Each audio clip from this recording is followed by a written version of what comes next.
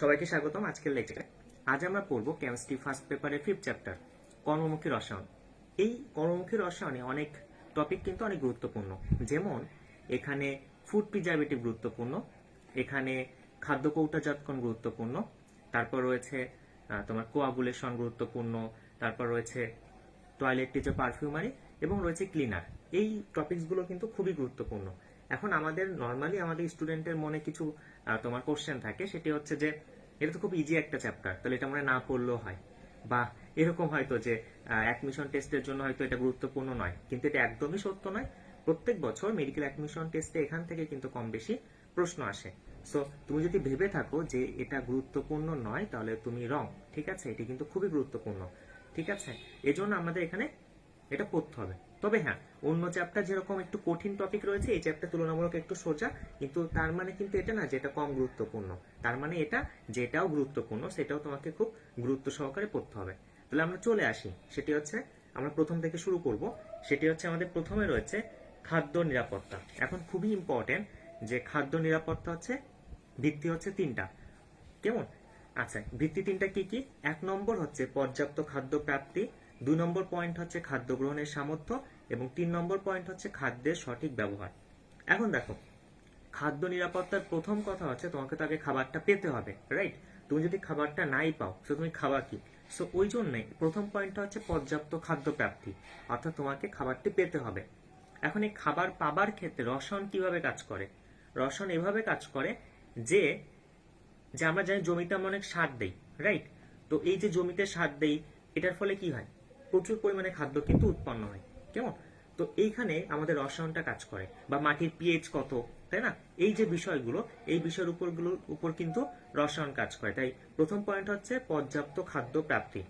এখন দেখো, তুমি মনে করো পর্যাপ্ত খাবার পেলে, ঠিক আছে? সেক্ষেত্রে দেখো 2 নম্বর পয়েন্ট হচ্ছে খাদ্য গ্রহণের সামর্থ্য। এখন এই সামর্থ্য দুই রকম হতে পারে, একটা হচ্ছে শারীরিক সামর্থ্য, আরেকটি হচ্ছে তোমার অর্থনৈতিক সামর্থ্য। এখন দেখো, শারীরিক সামর্থ্য বলতে কি বোঝায়? তুমি যদি অসুস্থ হও, তুমি যদি রোগী হও, তাহলে তুমি তো খেতে পারবে না। সো তোমাকে তো শারীরিকভাবে সামর্থ্য হতে হবে, এটা একটা। এন্ড 2 নম্বর পয়েন্ট হচ্ছে তোমার পকেটে তো টাকা থাকতে হবে। টাকাই না থাকে, সো তুমি তো ওটা কিনতে পারবে না। তাই খুবই ইম্পর্টেন্ট যে খাদ্য গ্রহণের সামর্থ্য হচ্ছে একটা শারীরিক সামর্থ্য, একটা হচ্ছে অর্থনৈতিক সামর্থ্য। এরপর চলে আসি খাদ্যের সঠিক ব্যবহার। খাদ্যের সঠিক ব্যবহার বলতে আমরা বুঝি যে ওই খাদ্যটি কিভাবে আমরা প্রসেস করব। যেমন বলতো, যে একটা তরকারি, সেটি কি আমরা কেটে ধুবো নাকি ধুয়ে তারপরে কাটবো? আমরা কিন্তু আগে ধুবো তারপরে কাটবো। কেন? যদি আমরা প্রথমে কেটে ধুই, তাহলে আমরা কাটটা মানে কি? পিস পিস করলাম। এই পিস পিস করে যদি আমরা ধুতে যাই, তাহলে ওখান থেকে কিন্তু ভিটামিন বা গুরুত্বপূর্ণ যে উপাদানগুলো আছে, নিউট্রিয়েন্ট আছে, ওগুলো কিন্তু ধুয়ে চলে যাবে। সো আমরা কখনোই কেটে ধুতে পারবো না। যদিও আমাদের মা খালারা এটাই বেশিরভাগ ক্ষেত্রে করে থাকেন, যে তারা প্রথমে তরকারি খুব মনে করো যে তোমার মিষ্টি কুমড়া খুব সুন্দর করে এটা কাটেন, তারপর ওটা ধোন। কিন্তু যদি কেটে তিনি যদি ধুয়ে ফেলেন, সেক্ষেত্রে কিন্তু সবকিছু কিন্তু ধুয়ে চলে যাবে। সো এটা করা যাবে না। প্রথমে তোমাকে এটা ধুতে হবে, তারপর তোমাকে এটি কাটতে হবে। তো তুমি যদি প্রথমে ধুয়ে তারপরে কাটো, সেক্ষেত্রে কিন্তু উপাদানগুলো চলে যাবে না। সো এটি একটি ব্যবহার। 2 নম্বর আরেকটি কথা হচ্ছে, দেখবা যে আমরা সবসময় কিন্তু তরকারি খুব বেশি করে জালে রান্না করি। এই বেশি জালে রান্না করার জন্য অনেক গুরুত্বপূর্ণ নিউট্রিয়েন্ট কিন্তু নষ্ট হয়ে যায়।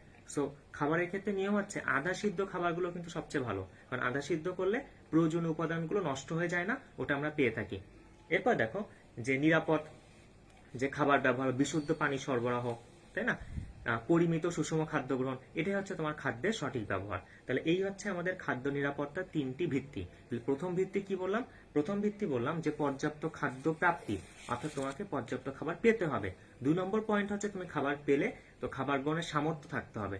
অ্যান্ড 3 নম্বর পয়েন্ট বললাম খাদ্যের সঠিক ব্যবহার, অর্থাৎ তোমাকে প্রথমে খাবারটি বা তরকারিটি প্রথমে তোমাকে ধুতে হবে, তারপর তোমাকে কাটতে হবে। এবং এটা তোমরা মনে রাখো যে প্রথমে ধুবো পরে কাটবো, কারণ একটু পরেই কিন্তু এটা কাজে লাগবে। কি বললাম? তাহলে প্রথমে ধুবো, তারপর হচ্ছে আমরা কাটবো, ঠিক আছে? আচ্ছা, আর বললাম যে আমরা নর্মালি যদি আধা সিদ্ধ রান্না করি, সেক্ষেত্রে পুষ্টিগুণগুলো ঠিকঠাক থাকে। সো এটা একটা ব্যবহার। তারপর বিশুদ্ধ পানি সরবরাহ, এটাই আর কি। সো এই বিষয়গুলোই হচ্ছে তোমার খাদ্য নিরাপত্তার ভিত্তি, ঠিক আছে? আচ্ছা, এখন আমরা চলে আসি, সেটি হচ্ছে যে জমিতে আমরা সার দিই, রাইট? আমরা কিন্তু জমিতে কম বেশি সার দিই। এখন সার দিই আমরা 3 প্রকারের সার। একটা হচ্ছে নাইট্রোজেন যুক্ত সার, খেয়াল করি, একটা হচ্ছে নাইট্রোজেন যুক্ত সার, একটা হচ্ছে তোমার ফসফরাস যুক্ত সার, আরেকটা হচ্ছে তোমার পটাশিয়াম যুক্ত সার। ঠিক আছে। আচ্ছা, এখন খেয়াল করো যে নাইট্রোজেন যুক্ত সার। এখন দেখো নাইট্রোজেন যুক্ত সার কি করে। নাইট্রোজেন যুক্ত সার হচ্ছে উদ্ভিদের বৃদ্ধির সহায়ক। খুবই ইম্পর্টেন্ট যে নাইট্রোজেন যুক্ত সার হচ্ছে উদ্ভিদের বৃদ্ধি করলো।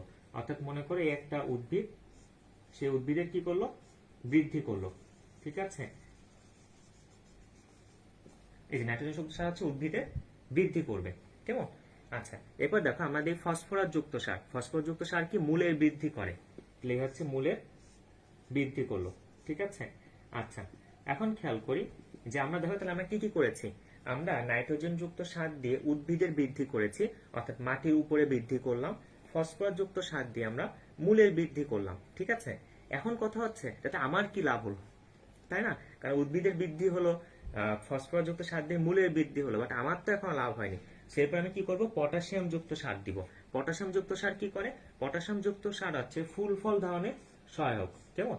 ফুল ফল ধারণে সহায়ক, ফলে তখন আমার লাভ হলো, রাইট? সো দেখো এই জন্য আমরা 3 প্রকারের সার দিই। একটা হচ্ছে নাইট্রোজেন যুক্ত সার, একটা হচ্ছে ফসফরাস যুক্ত সার, একটা হচ্ছে পটাশিয়াম যুক্ত সার। এখন নাইট্রোজেন যুক্ত সার কি করে? মাটির উপরে বৃদ্ধি করে, অর্থাৎ উদ্ভিদের বৃদ্ধির সহায়ক। ফসফরাস যুক্ত সার কি করে? মাটির নিচে বৃদ্ধি করে, অর্থাৎ মূলের বৃদ্ধির সহায়ক।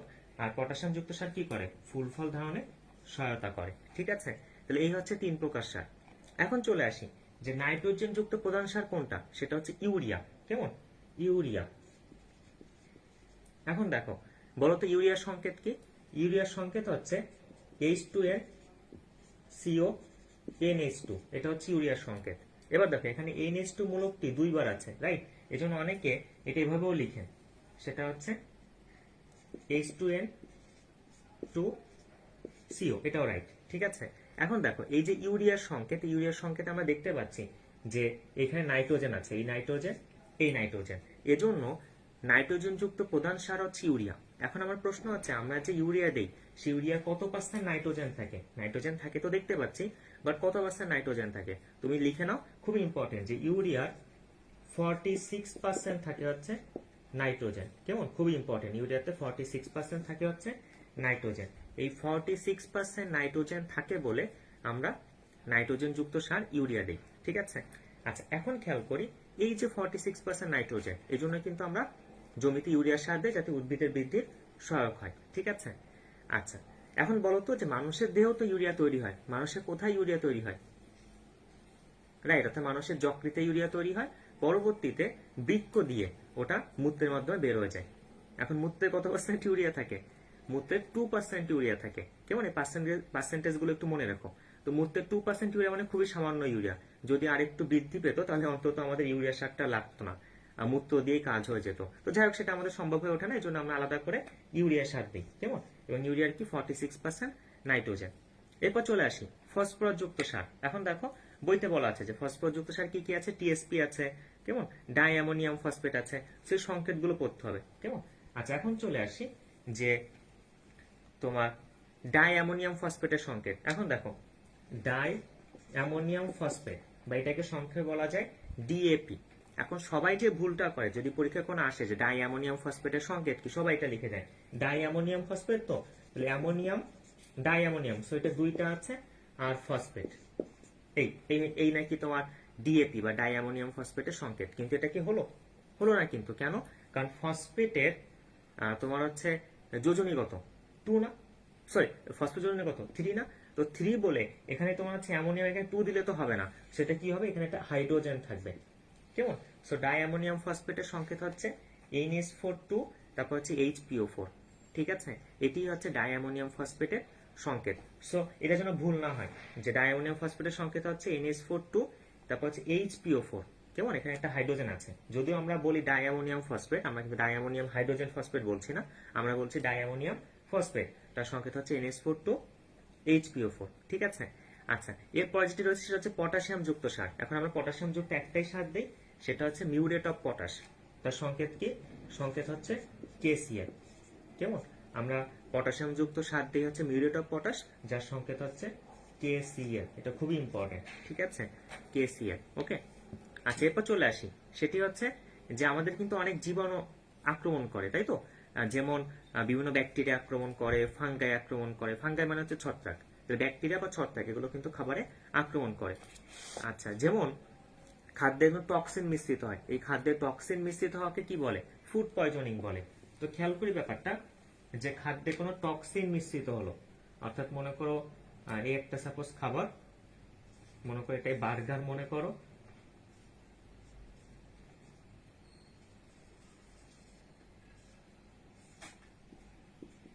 আচ্ছা এই খাবারে বিষ মিশ্রিত হওয়া অর্থাৎ টক্সিন মিশ্রিত হওয়া, টক্সিন মিশ্রিত হওয়া, এই বিষয়টিকে বলা হয় হচ্ছে তোমার ফুড পয়জনিং। কেমন? Food poisoning. এটা খুবই ইম্পর্টেন্ট যে খাদ্যে টক্সিন বা বিষ মিশ্রিত হওয়াকে কি বলা হয়? ফুড পয়জনিং বলা হয়। ঠিক আছে, এবং এই ফুড পয়জনিং এর কারণে কিন্তু মানুষ অসুস্থ হয় এবং মানুষ মারাও যেতে পারে। বিশেষ করে যা ঢাকা শহরে থাকি, বিশেষ করে আমরা যা ঢাকা শহরে থাকি বা তোমাদের মধ্যে যা ঢাকা শহরে থাকো, তাদের ক্ষেত্রে কিন্তু খুবই সাবধান। কারণ ঢাকাতে কিন্তু প্রায় যারা ফুড স্ট্রিট যে ফুডগুলো আছে সেগুলোর ক্ষেত্রে কিন্তু এরকম অনেক সময় টক্সিন থাকে, ফলে সেক্ষেত্রে ফুড পয়জনিং হওয়ার চান্স থাকে। কেমন? সো বেশিরভাগ ক্ষেত্রে অ্যাভয়েড করবে যে বাইরের খাবার না খেতে। ঠিক আছে, আচ্ছা যদিও এটা আমাদের জন্য সম্ভব হয়ে ওঠে না যারা আমরা হলে থাকি, কারণ হচ্ছে তোমার সেক্ষেত্রে তো বাইরের খাবার খেতেই হয় জীবন ধারণের জন্য।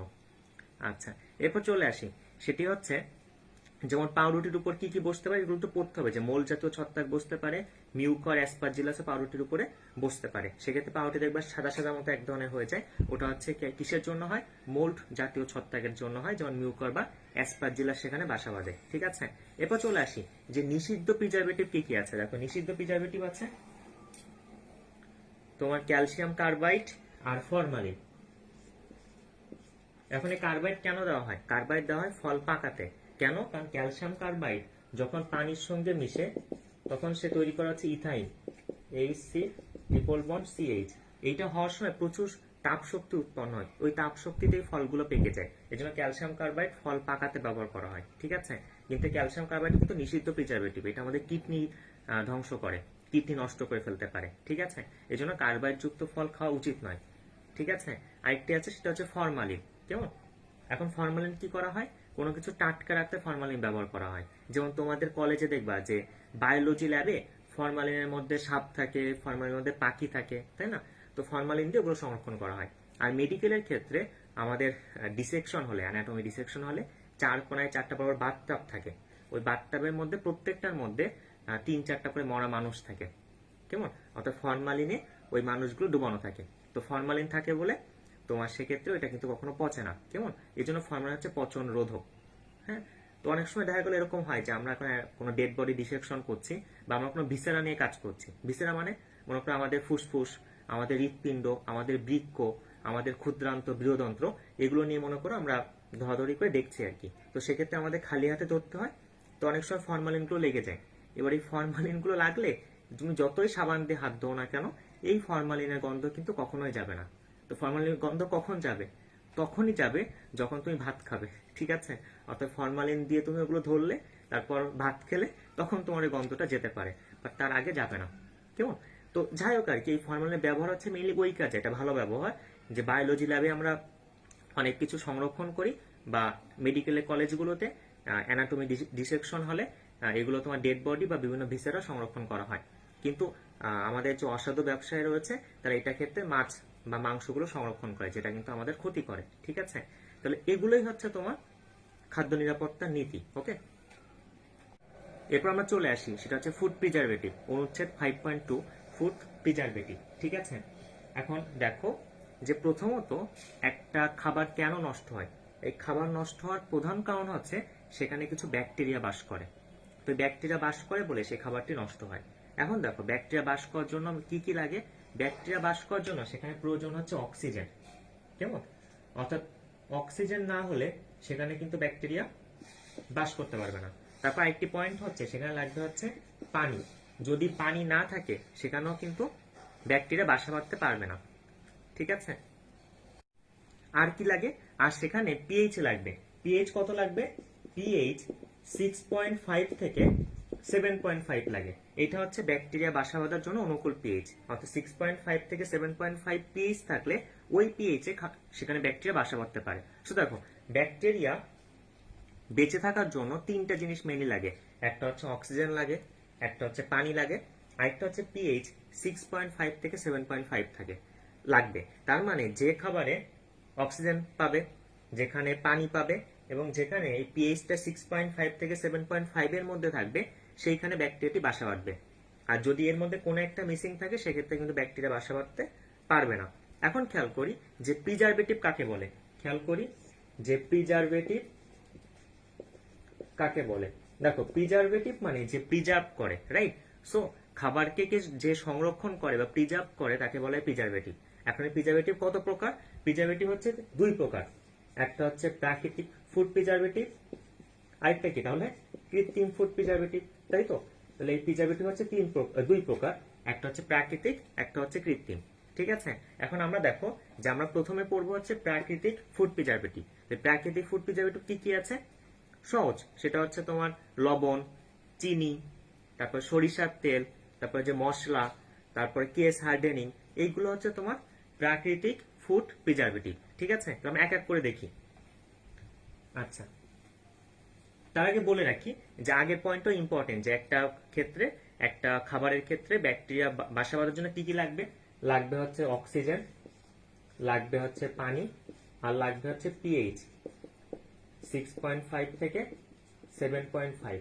এগুলো যদি একটা খাবারে থাকে সেক্ষেত্রে ওই খাবারে ব্যাকটেরিয়া বাসা বাঁধবে। ঠিক আছে, এখন আমরা চলে আসি যে প্রিজারভেটিভ দুই প্রকার, একটা হচ্ছে প্রাকৃতিক ফুড প্রিজারভেটিভ আর একটা হচ্ছে কৃত্রিম ফুড প্রিজারভেটিভ। এখন আমরা দেখবো প্রাকৃতিক ফুড প্রিজারভেটিভ। সো প্রথমে হচ্ছে আমাদের লবণ, কেমন? এখন দেখো এই যে তোমার লবণ, এই খাদ্য লবণের গাঢ় দ্রবণকে বলা হয় হচ্ছে ব্রাইন। খুবই ইম্পর্টেন্ট যে খাদ্য লবণের গাঢ় দ্রবণকে আমরা কি বলি? ব্রাইন বলি। ঠিক আছে, আচ্ছা, আর এই ব্রাইন দ্বারা কোনো কিছু সংরক্ষণ পদ্ধতিকে বলা হয় হচ্ছে তোমার কিউরিং। কি বলা হয়? কিউরিং। তাহলে খুবই ইম্পর্টেন্ট যে খাদ্য লবণের গাঢ় দ্রবণকে বলা হয় ব্রাইন, আর এই ব্রাইন বা খাদ্য লবণের গাঢ় দ্রবণ দ্বারা কোনো কিছু সংরক্ষণ করাকে বলা হয় কিউরিং। এখন দেখবা যে আমাদের মা খালারা কি করেন? মা খালারা করেন হচ্ছে, আগেকালে এটা করতেন খুব বেশি করে, সেটি হচ্ছে মাছকে লবণের মধ্যে সংরক্ষণ করতেন, তাই না? তো কি করতেন? মনে করি একটা মাছ,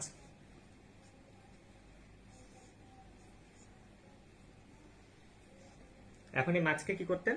লবণের মধ্যে সংরক্ষণ করতেন। সো মনে করো এই হচ্ছে তোমার লবণ। ওকে, এখন লবণ কি করে বলো তো? লবণের কাজ কি? লবণের কাজ হচ্ছে এই যে মাছ থেকে পানিটাকে সরিয়ে নিয়ে আসে, কেমন? পানিটাকে সরিয়ে নিয়ে আসে, এই যে পানিটাকে সরিয়ে নিয়ে আসে। এখন একটা কথা বলো, সেটা হচ্ছে যে মাছ থেকে যদি পানি সরিয়ে নিয়ে আসে তাহলে ওখানে তো মাছে তো আর কোনো পানি নেই। এখন ব্যাকটেরিয়া বেঁচে থাকার জন্য একটু গুরুত্বপূর্ণ উপাদান কি? পানি। এখন সেখানে যেহেতু কোনো পানি নেই, ফলে কি হবে? সেই খাবারটি নষ্ট হবে না। এই জন্য মা খালার আগেকালে কি করতেন? যে লবণের মধ্যে মাছটি সংরক্ষণ করতেন। তাহলে কি করতো? লবণ কি করতো? মাছ থেকে সকল পানি শুষে নিত।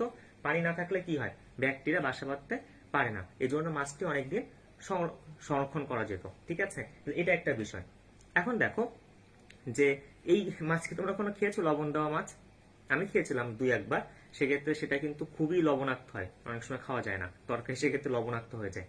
আচ্ছা, যাই হোক, এখন দেখো যেটা চিনি, চিনিও একই কাজ করে। অর্থাৎ তুমি যদি কোনো কিছু চিনির মধ্যে সংরক্ষণ করো, না এটা সত্য যে মাছকে চিনির মধ্যে সংরক্ষণ করা হয় না, বাট অনেক সময় দেখবে আচার তৈরি করা হয় চিনি দিয়ে। সেক্ষেত্রে চিনির ক্ষেত্রেও একই কাজ হয়, যে তুমি যখন চিনি দিয়ে কোনো কিছু সংরক্ষণ করো তখন চিনি কি করে? খাবার থেকে পানিটাকে শুষে নেয়। ফলে যেহেতু ওখানে পানি থাকে না, ফলে কোনো ব্যাকটেরিয়া বাসা বাঁধতে পারে না, ফলে সেই খাবারটি অনেকদিন ভালো থাকে। এবার তুমি এটা লিখে নাও, তোমার বইতে নেই, বাট খুবই ইম্পর্টেন্ট। সেটা হচ্ছে 60% চিনির দ্রবণ, 60% বা 60% চিনির দ্রবণ লবণের মতো কাজ করে। খুবই ইম্পর্টেন্ট যে 60% চিনির দ্রবণ লবণের মতো কাজ করে। ঠিক আছে, আচ্ছা, এরপর চলে আসি সরিষার তেল দিয়ে সংরক্ষণ করা। তো দেখো কি ঘটনা ঘটে। মনে করো একটা কাঁচের বয়াম, এটাতে দেখো মনে করো যে আচার তৈরি করা হয়েছে। তো সেক্ষেত্রে কি করা হয়? যে সরিষার তেলে আচার তৈরি করা হয়, দেখবা তার মধ্যে মনে করো আমের টুকরা থাকে। সো মনে করো এগুলো হচ্ছে তোমার আমের টুকরা। আচ্ছা, এখন খেয়াল করো যে সরিষার তেল কি করে? বাইরের দিক থেকে অক্সিজেনকে ভিতরে প্রবেশে বাধা দেয়। অর্থাৎ সরিষার তেল দিয়ে যখন আচার তৈরি করা হয় তখন বাইরের থেকে অক্সিজেনটা সরিষার তেলের মধ্যে প্রবেশ করতে পারে না। এখন যখনই সরিষার তেলের মধ্যে সেটি প্রবেশ করতে পারবে না, তখন কি ঘটনা ঘটবে? তখন যে ঘটনাটি ঘটবে সেটি হচ্ছে যে অক্সিজেন না পেলে ব্যাকটেরিয়া বাসা বাঁধতে পারবে না। সো সেক্ষেত্রে কি হয়? অক্সিজেন আসতে পারে না, ফলে ব্যাকটেরিয়া বাসা বাঁধতে পারে না, ফলে অনেকদিন ভালো থাকে। এজন্য সরিষার তেল কিন্তু একটি ফুড প্রিজারভেটিভ। ঠিক আছে, তাহলে আমরা দেখলাম যে আমাদের লবণ ফুড প্রিজারভেটিভ কেন, লবণ বা চিনি সে খাবার থেকে পানিটা শুষে নেয়, পানি শুষে নেওয়ার ফলে সেখানে ব্যাকটেরিয়া বাসা বাঁধতে পারে না, ফলে লবণ আর চিনি হচ্ছে প্রাকৃতিক ফুড প্রিজারভেটিভ। আর সরিষার তেল কেন প্রাকৃতিক ফুড প্রিজারভেটিভ? কারণ সরিষার তেল কি করে, বাইরের দিক থেকে অক্সিজেনটা ভিতরে প্রবেশে বাধা দেয়, কেমন, ফলে সেখানেও কিন্তু অক্সিজেন থাকে না, ফলে ব্যাকটেরিয়া বাসা বাঁধতে পারে না, তাই সরিষার তেল একটি প্রাকৃতিক ফুড প্রিজারভেটিভ। আচ্ছা, এখন খেয়াল করি, সেটি হচ্ছে আমাদের নেক্সট পয়েন্ট, সেটি হচ্ছে যে আচার তৈরি। আচার তৈরিও কিন্তু একটি প্রাকৃতিক ফুড প্রিজারভেটিভ। এখন খুবই ইম্পর্টেন্ট, আচার তৈরি প্রক্রিয়াকে কি বলা হয়? পিকলিং বলা হয়। খুবই ইম্পর্টেন্ট যে আচার তৈরি প্রক্রিয়াকে বলা হয় পিকলিং, কেমন, আচার তৈরি প্রক্রিয়াকে বলা হয় পিকলিং। তো আচারের ক্ষেত্রে কি হয়, আমরা চিনি ব্যবহার করি, তো চিনি তো একটা প্রাকৃতিক ফুড প্রিজারভেটিভ, কারণ সে খাবার থেকে অক্সিজেনটা শুষে নেয়। তারপরে যে আমরা হলুদ ব্যবহার করি বা আদা ব্যবহার করি, সেগুলো কিন্তু অ্যান্টি অক্সিডেন্ট হিসেবে কাজ করে। এজন্য আচার তৈরি হচ্ছে প্রাকৃতিক ফুড প্রিজারভেটিভের একটা প্রক্রিয়া। এজন্য দেখবা যে মা খালারা যে আচারটা তৈরি করেন, সেই আচার কিন্তু অনেকদিন ভালো থাকে, 3 মাস 6 মাস ভালো থাকে, কেমন, এই কারণে। আচ্ছা, আরেকটি রয়েছে, সেটি হচ্ছে কেস হার্ডেনিং। দেখো, কেস হার্ডেনিং উদাহরণ হচ্ছে, দেখো কেস হার্ডেনিং, তাই তো।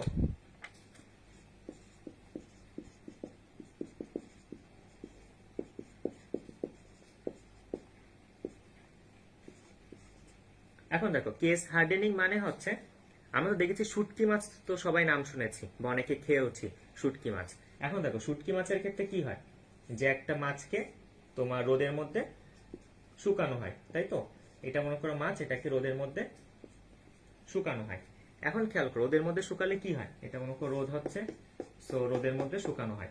এখন দেখো, এই যে রোদের মধ্যে শুকানো হয়, তখন কি হয়, এখান থেকে পানিগুলো সব চলে যায়, পানিগুলো চলে যায়। তার মানে কি, ওই মাছের মধ্যে কিন্তু কোনো পানি থাকে না। ঠিক আছে, এখন যেহেতু মাছের মধ্যে কোনো পানি থাকে না, ফলে পানি না থাকলে সেখানে ব্যাকটেরিয়া বাসা বাঁধতে পারবে, পারবে না। তো এই জন্য কি হয়, শুটকি মাছ অনেকদিন ভালো থাকে, কেমন, খুব ইম্পর্টেন্ট এটা। যে এবার দেখো, এই প্রক্রিয়াটাকে বলা হয় কেস হার্ডেনিং। কেন, কেস মানে এটা কি, কেস মানে এখানে বোঝাচ্ছে এটা হচ্ছে একটা মাছ, আর হার্ডেনিং মানে কি, শক্ত করা। হার্ড মানে শক্ত, হার্ডেন হচ্ছে ভার্ব, আর হার্ডেনিং অর্থাৎ কোনো কিছু শক্ত করা। সো শুটকি মাছ তৈরি করা হচ্ছে কেস হার্ডেনিং এর একটা প্রক্রিয়া। ঠিক আছে, এবং দেখবা যে কুয়াকাটা বা কক্সবাজারের ক্ষেত্রে দেখবা যে ওখানে প্রচুর পরিমাণে শুটকি মাছ বানানো হয়, কেমন। এবং এমনও দেখা গেছে, অনেক সময় এরকমও দেখা যায় যে ওই মাটিতে বিছিয়ে দেয় অনেক সময়, তো ওটা খুবই শক্ত আর কি। তো যদি কোনো কুকুর আসে ওখানে, তো অনেক সময় এরকম নাকি ওখানে চালু আছে যে ওই শুটকি মাছ দিয়ে নাকি কুকুরকে বাড়ি মারে। ঠিক আছে, সেক্ষেত্রে কুকুরটার সাথে চলে যায়। আচ্ছা, অর্থাৎ শুটকি মাছ এতটাই শক্ত হয়, কেমন। আচ্ছা, আরেকটা কি করা, একটা তোমার হচ্ছে, আমরা সবাই কিসমিস মনে হয় নাম শুনেছি, বা যেহেতু আগে ঈদ ছিল, ঈদে অনেকেই কিসমিস সেমাইতে দিয়েছি। তো এই কিসমিসও কিন্তু কেস হার্ডেনিং প্রক্রিয়া তৈরি করা হয়। অর্থাৎ আমরা জানি কিনা যে আঙুর থেকেই কিন্তু কিসমিস তৈরি করা হয়। অর্থাৎ এই একটা মনে করো আঙুর, এই আঙুর থেকেই তোমার যখন এটা শুকানো হয়, তখন এখান থেকে কি তৈরি হয়, এখান থেকে কিসমিস তৈরি করা হয়। ঠিক আছে, এটাও কিন্তু কেস হার্ডেনিং এর একটি প্রক্রিয়া। ঠিক আছে, তাহলে খুবই ইম্পর্টেন্ট যে কেস হার্ডেনিং এর তাহলে উদাহরণ কি কি আছে, একটা হচ্ছে শুটকি মাছ, একটা হচ্ছে কিসমিস। এটা হচ্ছে কেস হার্ডেনিং, বা কোনো কিছু শক্ত করা। শক্ত করলে সেখান থেকে পানিটা চলে যায়, পানি চলে গেলে সেখানে ব্যাকটেরিয়া বাসা বাঁধতে পারে না, ফলে সেটি ভালো থাকে। তাহলে এগুলোই হচ্ছে প্রাকৃতিক ফুড প্রিজারভেটিভ প্রক্রিয়া। তাহলে কি কি বললাম, লবণ, তারপরে বললাম চিনি, তারপরে বললাম সরিষার তেল, তারপরে বললাম আচার তৈরি, তারপরে বললাম কেস হার্ডেনিং। এগুলো সবই হচ্ছে প্রাকৃতিক ফুড প্রিজারভেটিভ। ঠিক আছে, এখন চলে আসি, সেটি হচ্ছে কৃত্রিম ফুড প্রিজারভেটিভ। এখন দেখো, কৃত্রিম ফুড প্রিজারভেটিভ তোমার কয় প্রকার, 3 প্রকার, এন্টি মাইক্রোবায়াল, এন্টি অক্সিডেন্ট, আর হচ্ছে কিলেটিং এজেন্ট। তার আগে আমরা যেটা দেখবো, সেটি হচ্ছে খাদ্য নষ্ট হওয়ার কারণ হচ্ছে 3টা। তোমার বইতেই আছে, দেখো যে খাদ্য নষ্ট হওয়ার কারণ হচ্ছে 3টা। এখন খেয়াল করি, কারণ 3টা কি কি। 1 নম্বর হচ্ছে জীবাণু দ্বারা পচন। তাহলে আমি লিখি আগে, 1 নম্বরে হচ্ছে জীবাণু দ্বারা পচন। এখন জীবাণু হতে পারে ব্যাকটেরিয়া, হতে পারে ছত্রাক। 2 নম্বর পয়েন্ট হচ্ছে যে এনজাইম বা উৎসেচক, এনজাইম বা উৎসেচকের প্রভাবে রাসায়নিক জারণ। ঠিক আছে, আচ্ছা, সেটা জারণে লিখে রাখলাম। আর 3 নম্বর প্রক্রিয়াটি হচ্ছে, সেটি হচ্ছে ধাতব আয়নের প্রভাবে রাসায়নিক প্রক্রিয়া। আমি ধাতব আয়ন লিখে রাখি, ধাতব আয়ন। আচ্ছা, এখন খেয়াল করি যে প্রথম পয়েন্ট হচ্ছে জীবাণু দ্বারা পচন। এখন দেখো, তার মানে জীবাণু দ্বারা পচন হতে পারে। এখন জীবাণুর ইংলিশ কি? জীবাণু ইংলিশ হচ্ছে মাইক্রো, অর্থাৎ জীবাণু মানেই হচ্ছে মাইক্রো, কেমন? বা অণুজীব, তোমরা মনে পড়েছো অণুজীব বা জীবাণু, সেটা হচ্ছে মাইক্রো। আমি জীবাণুটাকে নষ্ট করব, তাহলে আমি কি ব্যবহার করব? এন্টি মাইক্রোবাইল। তাই এখানে জীবাণু দ্বারা পচনের ফলে খাবার নষ্ট হয়, এই প্রক্রিয়াটাকে প্রতিহত করতে আমরা ব্যবহার করি এন্টি মাইক্রোবাইল। এন্টি মাইক্রোবাইল, ঠিক আছে। আচ্ছা, এরপর চলে আসি, সে হচ্ছে জারণ। এখন জারণের ইংলিশ কি? Oxidation, right? অক্সিডেশন মানে জারণ, তার মানে অক্সিডেশন প্রক্রিয়া খাবারটি নষ্ট হতে পারে। তাই এর জন্য আমরা কি ব্যবহার করব? ব্যবহার করব হচ্ছে অ্যান্টি অক্সিডেন্ট। অ্যান্টি অক্সিডেন্ট অর্থাৎ যে জারণ ক্রিয়াকে বাধা দিবে। আর ধাতব আয়নের এটাকে নষ্ট করার জন্য আমরা ব্যবহার করব হচ্ছে কিলেটিং এজেন্ট, ঠিক আছে? কিলেটিং এজেন্ট, বা অনেক সময় এটাকে উচ্চারণ করা হয় চিলেটিং এজেন্ট, কেমন? এটাই আর কি। সো দেখো কি হয়, যে খাবার নষ্ট হয় তিনটি কারণে। তিনটি কারণ কি কি? তিনটি কারণ হচ্ছে একটা জীবাণু দ্বারা পচন, একটা হচ্ছে জারণ, আর একটা ধাতব আয়ন দ্বারা নষ্ট হতে পারে। তাই তিনটা প্রক্রিয়াকে প্রতিহত করতে আমরা তিন ধরনের কৃত্রিম ফুড প্রিজারভেটিভ দিই। যেমন জীবাণু মানে কি? মাইক্রোব, তাহলে এটাকে প্রতিহত করতে আমরা ব্যবহার করি অ্যান্টি মাইক্রোবাইল। জারণ মানে কি? অক্সিডেশন, তো এটাকে প্রতিহত করতে আমরা ব্যবহার করি অ্যান্টি অক্সিডেন্ট। আর 3 নম্বর ধাতব আয়নের প্রভাবে, তাই এটাকে প্রতিহত করতে ব্যবহার করি কিলেটিং এজেন্ট, ঠিক আছে। আচ্ছা, এখন আমরা প্রত্যেকটা পড়বো। এখন প্রথমে চলে আসি, সেটি হচ্ছে অ্যান্টি মাইক্রোবাইল, যে জীবাণু দ্বারা পচন ওইটাকে প্রতিহত করতে ব্যবহার করা অ্যান্টি মাইক্রোবাইল। এখন দেখো অ্যান্টি মাইক্রোবাইল কি করে? ওই জীবাণুটাকে মেরে ফেলে, ঠিক আছে। অর্থাৎ কিভাবে মেরে ফেলে? দেখো, যে এইটা মনে করে একটা জীবাণু, যেমন এটা মনে করে একটা ব্যাকটেরিয়া, সো ব্যাকটেরিয়াটা আমি এঁকেই ফেলি। সেটা হচ্ছে এটা মনে করে একটা ব্যাকটেরিয়া,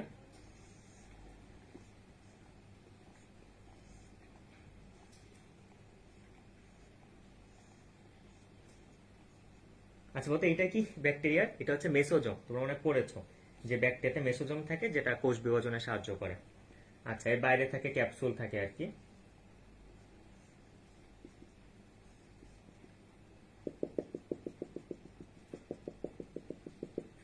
আচ্ছা, ফ্লাজেলা থাকতে পারে, পিলি থাকতে পারে,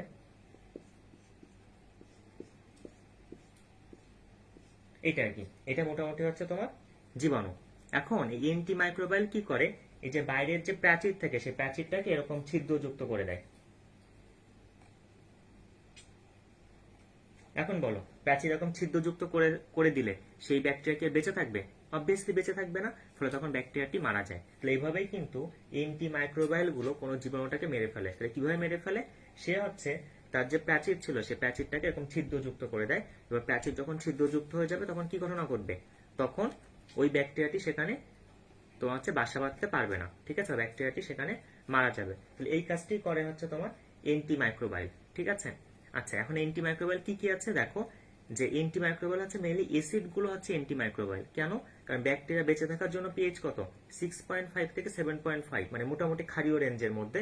এই জন্য আমরা অ্যাসিড যোগ করবো। অ্যাসিড যোগ করলে কি হয়? এই প্যাচিডটাকে সে ধ্বংস করে দেয়, ঠিক আছে। এখন দেখো অ্যাসিড কি আছে, যেমন প্রথমটা দেখো তোমার বইতে আছে বেনজোইক অ্যাসিড। সেটা হচ্ছে দেখো বেনজোইক অ্যাসিড,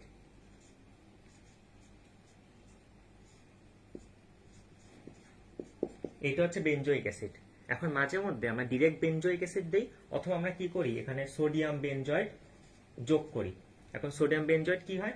পানির সঙ্গে মিশে কি তৈরি করে? পানির সঙ্গে, খাবারের যে পানি থাকে সেই পানির সঙ্গে মিশে তৈরি করে হচ্ছে তোমার বেনজোইক অ্যাসিড তৈরি করে, কেমন?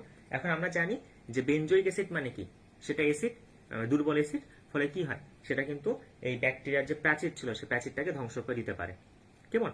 আবার কি যোগ করতে পারি? পটাশিয়াম সরবেট, সোডিয়াম সরবেট বা ক্যালসিয়াম সরবেট। তো এই সরবেট গুলো কি করে?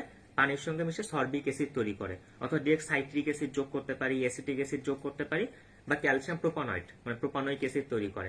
সো দেখো প্রথম পাঁচটা হচ্ছে অ্যাসিড, প্রথমটা হচ্ছে বেনজোইক অ্যাসিড, বা দিব সোডিয়াম বেনজয়েড, যেটা পরে পানির সঙ্গে মিশে তৈরি করে বেনজোইক অ্যাসিড। অথবা কি দিব? সরবেট দিব, potassium sorbate, sodium sorbate, calcium sorbate. তো সরবেট গুলো কি হয়? পানির সঙ্গে মিশে তৈরি করে সরবিক অ্যাসিড। অথবা দিব সাইট্রিক অ্যাসিড, অথবা অ্যাসিটিক অ্যাসিড, অথবা ক্যালসিয়াম প্রোপানয়েড, যেটা পানির সঙ্গে মিশে তৈরি করে প্রোপানয়িক অ্যাসিড। সো প্রথম পাঁচটা পয়েন্ট 1, 2, 3, 4, 5, প্রথম পাঁচটা হচ্ছে তোমার অ্যাসিড, দুনিয়ার মানে মোট 5টি অ্যাসিড ব্যবহার করা হয়। ঠিক আছে, এটা হচ্ছে অ্যান্টিমাইক্রোবায়াল। আর 6 আর 7 নম্বর পয়েন্ট হচ্ছে দুইটা লবণ। 6 নম্বর পয়েন্ট হচ্ছে নাইট্রাইট লবণ, আর 7 নম্বর পয়েন্ট হচ্ছে সালফাইড লবণ। কেমন? আচ্ছা, এই লবণ আমরা পরে আসছি। এখন প্রথমে খেয়াল করি, সেটি হচ্ছে বেনজোইক অ্যাসিড। তো বললাম এটা হচ্ছে বেনজোইক অ্যাসিড। তারপর হচ্ছে দেখো সরবিক অ্যাসিড, আর কি আছে অ্যাসিটিক অ্যাসিড আর সাইট্রিক অ্যাসিড। এখন দেখো যেটা অ্যাসিটিক অ্যাসিড, এর সংকেত কি? CH3 COOH। কেমন?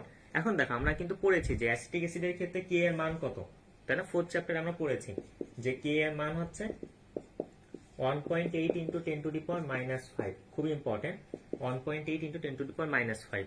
ফলে PK এর মান কত? PK ইকুয়াল টু লেখা যায় মাইনাস লগ অফ কে। ঠিক আছে, PK ইকুয়াল টু লেখা যায় মাইনাস লগ অফ কে। ফলে এটা কত লেখা যায়? 4.74। খুবই ইম্পর্টেন্ট। তো PK হচ্ছে 4.74। এখন দেখো PK এটাই পরবর্তীতে পিএইচ হিসেবে ব্যবহৃত হয়। তাহলে পিএইচ ইকুয়াল টু কত? 4.74। তো এটা কিন্তু খুবই ইম্পর্টেন্ট কোশ্চেন যে অ্যাসিটিক অ্যাসিডের ক্ষেত্রে পিএইচ এর মান কত। তাহলে পিএইচ এর মান হচ্ছে তোমার 4.74। খুবই ইম্পর্টেন্ট যে অ্যাসিটিক অ্যাসিডের পিএইচ এর মান হচ্ছে 4.74। ঠিক আছে, এরপর চলে আসি সাইট্রিক অ্যাসিড। কেমন? Citric acid. তো সাইট্রিক অ্যাসিডের ক্ষেত্রে পিএইচ মান কত? 3.14। এটা তোমরা ট্রিপল স্টার দিয়ে নাও বইতে এবং লিখে নাও, সেটা হচ্ছে ম্যাট কোশ্চেন, কারণ এটা কিন্তু মেডিকেল ভর্তি পরীক্ষা এসেছে। এখন এই ম্যাট মানে কিন্তু মাদুর না, ম্যাট মানে হচ্ছে মেডিকেল অ্যাডমিশন টেস্ট। সেটা মেডিকেল অ্যাডমিশন টেস্টের কোশ্চেন যে সাইট্রিক অ্যাসিডের পিএইচ এর মান কত? 3.14। এখন দেখো তাহলে আমরা দুইটা জিনিস দেখলাম, একটা হচ্ছে অ্যাসিটিক অ্যাসিডের পিএইচ এর মান কত? 4.74, আর সাইট্রিক অ্যাসিডের পিএইচ এর মান হচ্ছে 3.14। এখন দেখো এটা অনেক অ্যাসিডিক বলে এই পিএইচ এ কিন্তু ব্যাকটেরিয়া বাসা বাঁধতে পারে না, কারণ ব্যাকটেরিয়া বাসা বাঁধার পিএইচ কত বলেছি? 6.5 থেকে 7.5। তাহলে মোটামুটি ওই পিএইচ এর ক্ষেত্রে ব্যাকটেরিয়া গুলো বাসা বাঁধে। সো যখন পিএইচ 4.74, যেমন তোমার হচ্ছে অ্যাসিটিক অ্যাসিডের ক্ষেত্রে 4.74 বা সাইট্রিক অ্যাসিডের ক্ষেত্রে 3.14, তখন ওই পিএইচ রেঞ্জে কিন্তু কোনো ব্যাকটেরিয়া বাসা বাঁধতে পারে না। তো পিএইচ রেঞ্জে ব্যাকটেরিয়া বাসা বাঁধতে পারে না বলে আমরা অ্যাসিটিক অ্যাসিড বা সাইট্রিক অ্যাসিড দিয়ে কোনো খাবার সংরক্ষণ করতে পারি। ঠিক আছে, আচ্ছা এরপর একটু চলে আসি, সেটা হচ্ছে প্যারাবেন। প্যারাবেনটা একটু করতে হবে। এখন খেয়াল করি প্যারাবেন মানে কি? প্যারা হাইড্রোক্সি বেনজোইক অ্যাসিড। যেমন দেখো আমি কি লিখি, সেটা হচ্ছে প্যারাবেন। এর পূর্ণরূপ হচ্ছে প্যারা হাইড্রোক্সি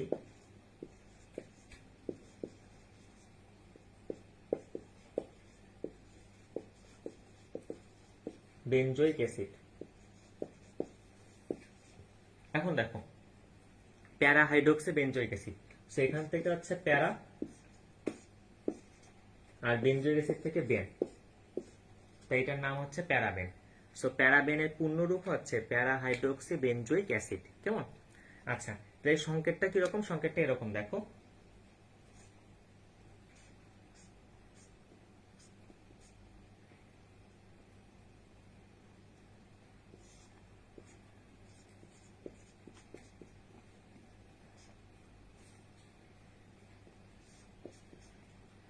এখন দেখো এটা দেখো COOH আছে। এখন COOH মানে কি? সেটা বেনজোইক অ্যাসিড না? অর্থাৎ এইটুকু কি? এইটুকু হচ্ছে বেনজোইক অ্যাসিড। তাই দেখো এখানে আছে বেনজোইক অ্যাসিড। এখন দেখো এখানে এটা যদি 1 নম্বর কার্বন হয়, এটা 2, এটা 3, এটা 4, এটা 5, এটা 6। এই 1 আর 4 এই অবস্থানকে কি বলে? প্যারা অবস্থান, তাই না? আমরা যদিও জৈব রসায়নের ক্ষেত্রে পড়বো যে 1, 4 কে বলে প্যারা অবস্থান। তো দেখো বেনজোইক অ্যাসিডটা হচ্ছে প্রধান মূলক বা কার্বক্সিলিক অ্যাসিডটা হচ্ছে প্রধান মূলক, তার প্যারা অবস্থানে একটা OH আছে বা হাইড্রোক্সি মূলক আছে, এটার নাম হচ্ছে প্যারা হাইড্রোক্সি, কারণ প্যারা অবস্থানে হাইড্রোক্সি মূলক আছে আর মূলটা হচ্ছে বেনজোইক অ্যাসিড, তাই এটার নাম হচ্ছে প্যারা হাইড্রোক্সি বেনজোইক অ্যাসিড বা প্যারাবেন। এখন এই প্যারাবেন কি করে? যে দেখা যায় যে ব্রেস্ট ক্যান্সারের ক্ষেত্রে টিউমারে প্রত্যেক গ্রাম টিস্যুতে 2 ন্যানোগ্রাম, এটা মনে রাখো একটু, যে 2 ন্যানোগ্রাম প্যারাবেন পাওয়া গিয়েছে। কেমন? এখন 2 ন্যানোগ্রাম মানে কি? আমরা জানি 1 nanogram equal to 10 to the power -9 gram. So 2 nanogram মানে হচ্ছে 2 ইন্টু 10 টু দি পাওয়ার -9 গ্রাম। এখন এইটা মনে রাখা একটু টাফ, সো তুমি মনে রাখবে 2 ন্যানোগ্রাম। কেমন? 2 ন্যানোগ্রাম মনে রাখা সহজ। সো 2 ন্যানোগ্রাম কি থাকে? প্যারাবেন থাকে। এই 2 ন্যানোগ্রাম মানে কি? 2 ইন্টু 10 টু দি পাওয়ার -9 গ্রাম। এখন এই প্যারাবেন কি করে? এই প্যারাবেন তোমার ইস্ট্রোজেনের পরিমাণ বাড়ায়। আমরা জানি যে ডিম্বাশয় থেকে তৈরি হয় হচ্ছে ইস্ট্রোজেন। এখন ইস্ট্রোজেনের কাজ হচ্ছে সবকিছু বৃদ্ধি করা, সো সেটা কিন্তু ব্রেস্ট টিস্যুরও কিন্তু বৃদ্ধি করে। তো এই জন্য যখন প্যারাবেন থাকে কোনো খাবারে বা কোনো কিছুতে প্যারাবেন থাকে, তখন সেটা কিন্তু ব্রেস্ট টিস্যুর বৃদ্ধি করতে পারে, সেক্ষেত্রে ব্রেস্ট টিস্যুর ক্যান্সার হবে। কারণ ক্যান্সার মানে কি, টিস্যুর যে বৃদ্ধিটা খুব বেশি পরিমাণে হলে তখন সেটাকে বলা হচ্ছে ক্যান্সার। সো খুবই ইম্পর্টেন্ট যে ব্রেস্ট ক্যান্সার করে হচ্ছে প্যারাবেন। কেমন, সে কি করে, কৃত্রিম ইস্ট্রোজেন হরমোন তৈরি করে, ফলে সেক্ষেত্রে তোমার ব্রেস্ট ক্যান্সার হতে পারে। আর বালিকাদের ক্ষেত্রে অগ্রিম বয়সন্ধিকাল হতে পারে, সেটা খুব ইম্পর্টেন্ট। ওকে, আচ্ছা, এরপর আমরা চলে আসি, সেটি হচ্ছে দুইটি লবণ ছিল। লবণ দুইটা কি কি, একটা হচ্ছে নাইট্রেট নাইট্রাইট লবণ, একটা হচ্ছে সালফার ডাইঅক্সাইড লবণ। এখন খেয়াল করি, দেখো নাইট্রেট নাইট্রাইট লবণ, অর্থাৎ আমরা জানি নাইট্রেট হচ্ছে এইটা NO3 মাইনাস, এটা হচ্ছে নাইট্রেট, আর NO2 মাইনাস, এটা হচ্ছে নাইট্রাইট। এখন আমরা কি ব্যবহার করতে পারি, হয় আমরা সোডিয়াম নাইট্রেট অথবা সোডিয়াম নাইট্রেট অথবা সোডিয়াম নাইট্রাইট দিব, এটা একটা দিতে পারি। অথবা আমরা কি করতে পারি, পটাশিয়াম নাইট্রেট অথবা পটাশিয়াম নাইট্রেট দিতে পারি। অর্থাৎ হয় আমরা সোডিয়াম নাইট্রেট এবং সোডিয়াম নাইট্রাইট দিব খাবারে, অথবা পটাশিয়াম নাইট্রেট ও পটাশিয়াম নাইট্রাইট দিব। ঠিক আছে, এই যে কোনো একটা মিশ্রণ দিলে সেটা কিন্তু একটা প্রিজারভেটিভ হিসেবে কাজ করে, এবং এই দুইটা খুবই শক্তিশালী প্রিজারভেটিভ। এই জন্য যে খাবারগুলো খুব দ্রুত পচে যায় সেই খাবারে কিন্তু এগুলো ব্যবহার করা হয়। এখন বলো তো যে কোন খাবার দ্রুত পচে, বা বাসা বাড়িতে কোন খাবার দ্রুত পচে, রাইট, অর্থাৎ মাংসটা কিন্তু দ্রুত পচে, রাইট। এই জন্য মাংসজাত খাবারে কি করা হয়, এই নাইট্রেট নাইট্রাইট মিশ্রণ ব্যবহার করা হয়। যেমন KFC যে এইগুলো আছে সেগুলোর ক্ষেত্রে এরকম ব্যবহার করা হয়, কিন্তু এটা খুবই মানে বিপজ্জনক। সেটি হচ্ছে এই নাইট্রেট এবং নাইট্রাইট লবণ কিন্তু তোমার কি করে, নাইট্রোসোঅ্যামিন তৈরি করে, যেটি ক্যান্সার তৈরির কারণ। সো কেউ যদি বেশি পরিমাণে এগুলো খায় নাইট্রেট নাইট্রাইট, সেক্ষেত্রে ক্যান্সার হওয়ার চান্স থাকে।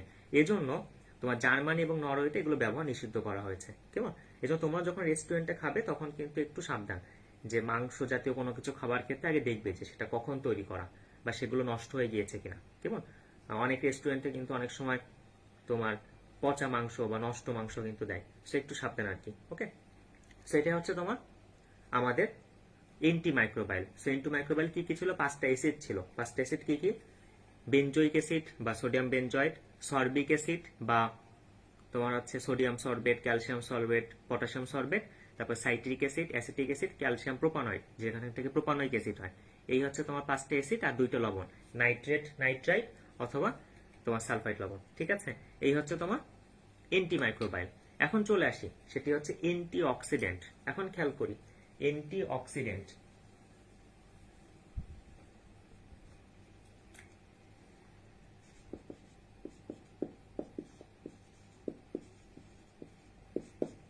এখন দেখো, তাহলে অ্যান্টিঅক্সিডেন্ট মানে কি, যে অ্যান্টি মানে কি বিপরীত, আর অক্সিডেন্ট আসছে হচ্ছে অক্সিডেশন থেকে। অক্সিডেশন মানে কি জারণ, তো জারণ ক্রিয়াকে যে বাধা দেয় সেটা হচ্ছে তোমার অ্যান্টিঅক্সিডেন্ট। ঠিক আছে, এখন একটা বিষয় খেয়াল করি, সেটি হচ্ছে জারণ কার হয়, যে আমরা জানি আমরা যে খাবারগুলো খাই সে খাবারে প্রচুর পরিমাণে চর্বি থাকে, সো ওই চর্বিগুলোর জারণ হয়। কেন কি, কারণ চর্বি বা লিপিড, চর্বি ইংরেজি কি লিপিড, তাই তো, বা ফ্যাট। তো এই যে লিপিড, এই লিপিডটা কি করে, লিপিড মুক্তমূলক তৈরি করে, অর্থাৎ লিপিড মুক্তমূলক তৈরি করে। এর সঙ্গে কি হয়, এর সঙ্গে অক্সিজেন যুক্ত হয়ে কি হয়, খাবারটা তখন পচে যায়। কেমন, তখন খাবারটা পচে যাবে। এজন্য কি হয়, এজন্য যেটা অ্যান্টিঅক্সিডেন্ট সেটা দুইটা কাজ করে। কোন কোন অ্যান্টিঅক্সিডেন্ট এই মুক্তমূলক শোষণ করে, ফলে মুক্তমূলককে মিনিমাইজ করে দেয়, ফলে সেই খাবারটি নষ্ট হয় না। অথবা কোন কোন অ্যান্টিঅক্সিডেন্ট এই অক্সিজেনটাকে মিনিমাইজ করে দেয়। তো যখন অক্সিজেনটাকে মিনিমাইজ করে দিবে তখন কি, সেখানেও তোমার জারণ হবে না। দেখো, তাই তোমার অ্যান্টিঅক্সিডেন্ট দুই প্রকার, একটা হচ্ছে মুক্তমূলক শোষণকারী, কারণ সে লিপিড মুক্তমূলক শোষণ করে, অথবা আরেকটা হচ্ছে অক্সিজেন শোষণকারী, কেমন, অক্সিজেনটাকে শোষণ করে। তাহলে আমরা দেখে আসি যে প্রথমে দেখো দুই প্রকার, একটা হচ্ছে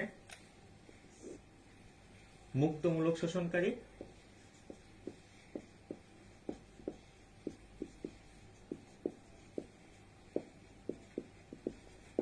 আর আরেকটা হচ্ছে তোমার অক্সিজেন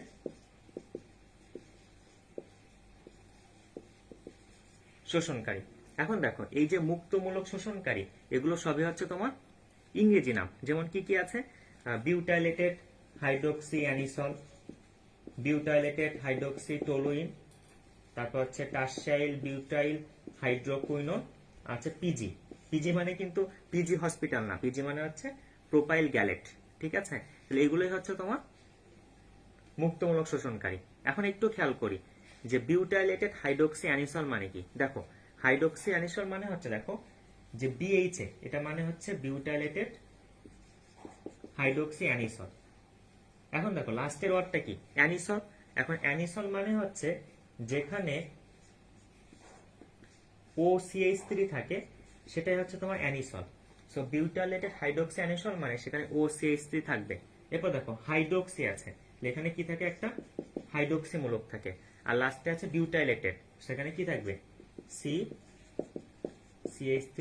তাহলে এটা হচ্ছে তোমার বিউটাইলেটেড হাইড্রোক্সি অ্যানিসলের সংকেত। কেমন, এরপর চলে আসি, সেটা হচ্ছে BHT। BHT মানে কি, বিউটাইলেটেড হাইড্রোক্সি টলুইন। সো লাস্টের ওয়ার্ড কি আছে, টলুইন আছে। ফলে এখানে লাস্টে কিন্তু একটা টলুইন। টলুইন মানে কি আমরা জানি,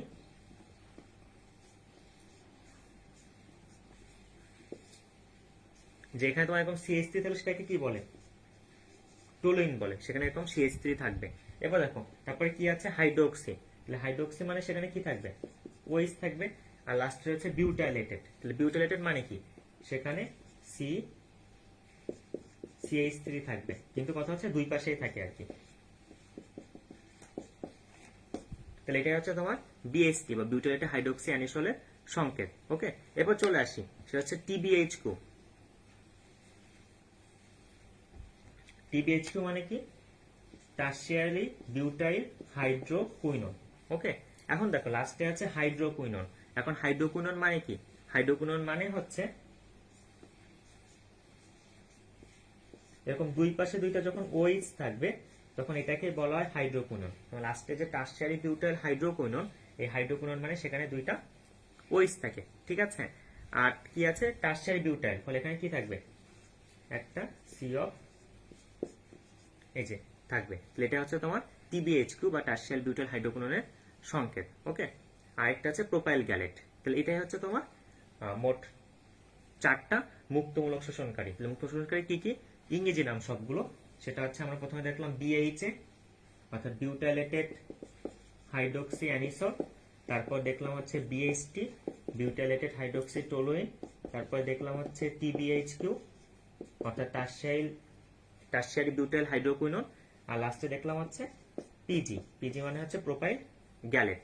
ঠিক আছে, এরপর চলে আসি যে অক্সিজেন শোষণকারী তোমার হচ্ছে অ্যান্টিঅক্সিডেন্ট। ঠিক আছে, এখন দেখো অক্সিজেন শোষণকারী কি কি আছে, দেখো ভিটামিন এইচ বা ACE, এই তিনটা হচ্ছে তোমার অক্সিজেন শোষণকারী অ্যান্টিঅক্সিডেন্ট। ঠিক আছে, এখন দেখো ভিটামিন এর অপর নাম কি, এর অপর নাম হচ্ছে বিটা ক্যারোটিন। কেমন, বিটা ক্যারোটিন খুব ইম্পর্টেন্ট। এবং আমরা কি পাই, গাজরে কিন্তু ভিটামিন এ থাকে, তাই না, বিটা ক্যারোটিন পাই। আচ্ছা, ভিটামিন সি এর অপর নাম হচ্ছে তোমার, দেখো ভিটামিন সি কোথায় থাকে, টক ফলে থাকে। এখন টক ফল মানে কি, সেটা কিন্তু অ্যাসিড, রাইট। তো এই জন্য দেখো ভিটামিন সি থাকে হচ্ছে তোমার অ্যাসকর্বিক অ্যাসিড।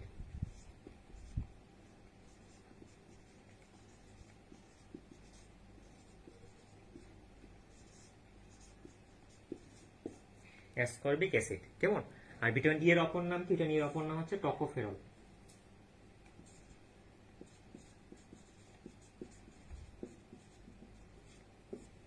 টকোফেরল। ঠিক আছে, তাহলে এই হচ্ছে তোমার খুবই ইম্পর্টেন্ট। সো এই তিনটা ভিটামিন এইচ, ACE, এটা হচ্ছে ভিটামিন এ মানে কি, বিটা ক্যারোটিন। ভিটামিন সি মানে ভালো নাম হচ্ছে অ্যাসকর্বিক অ্যাসিড। আর ভিটামিন ই মানে হচ্ছে টকোফেরল। তাহলে এগুলো সবই হচ্ছে তোমার অক্সিজেন শোষণকারী অ্যান্টিঅক্সিডেন্ট। ঠিক আছে, আর কিছু আছে যেমন সেলেনিয়াম, এটাও কিন্তু অ্যান্টিঅক্সিডেন্ট। ঠিক আছে, তাহলে এটা হচ্ছে অ্যান্টিঅক্সিডেন্ট যেটা কি করে, মুক্তমূলক শোষণ করে অথবা অক্সিজেন শোষণ করে। সেটা খুব ইম্পর্টেন্ট, তোমরা এরকম চার্ট করে পড়ে ফেলবে। ঠিক আছে, আচ্ছা এরপর চলে আসি, সেটা হচ্ছে কিলেটিং এজেন্ট।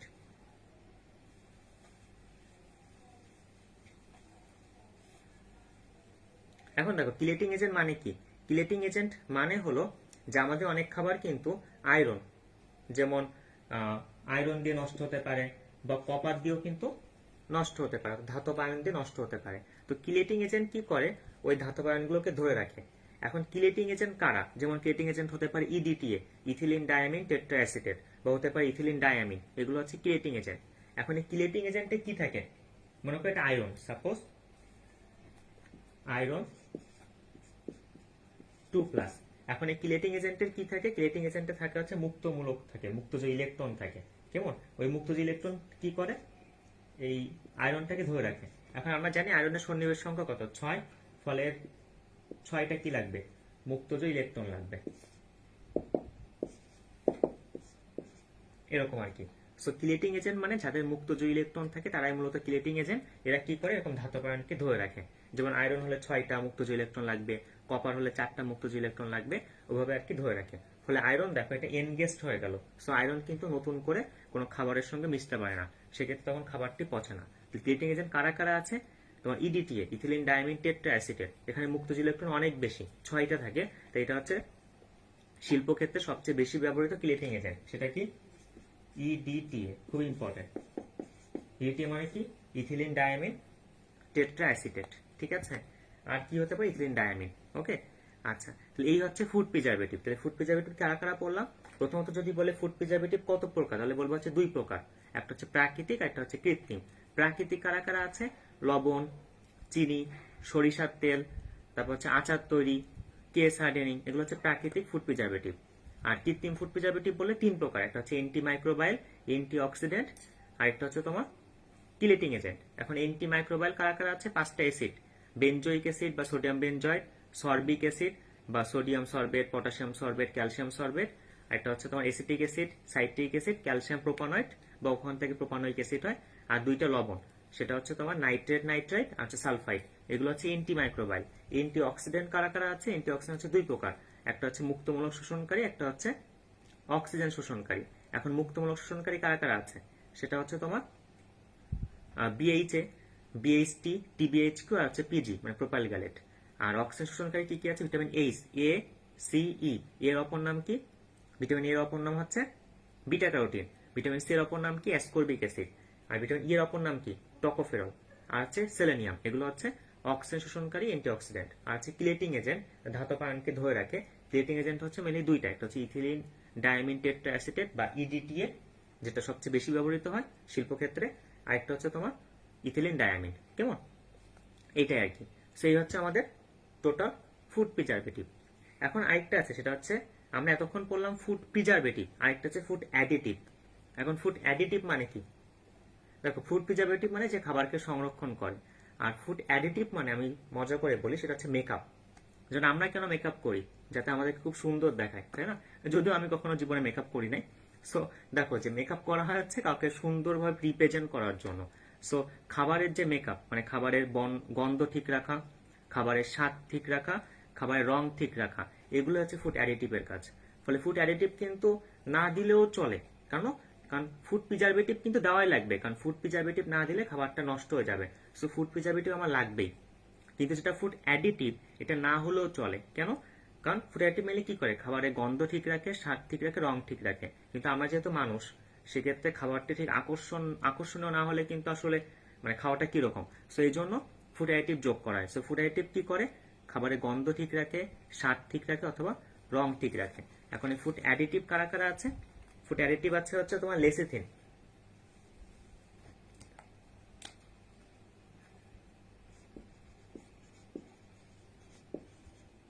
লেসিথিন হচ্ছে একটা ফুড অ্যাডিটিভ, এটা প্রকাশ হয় ই দিয়ে, এটা হচ্ছে তোমার E322।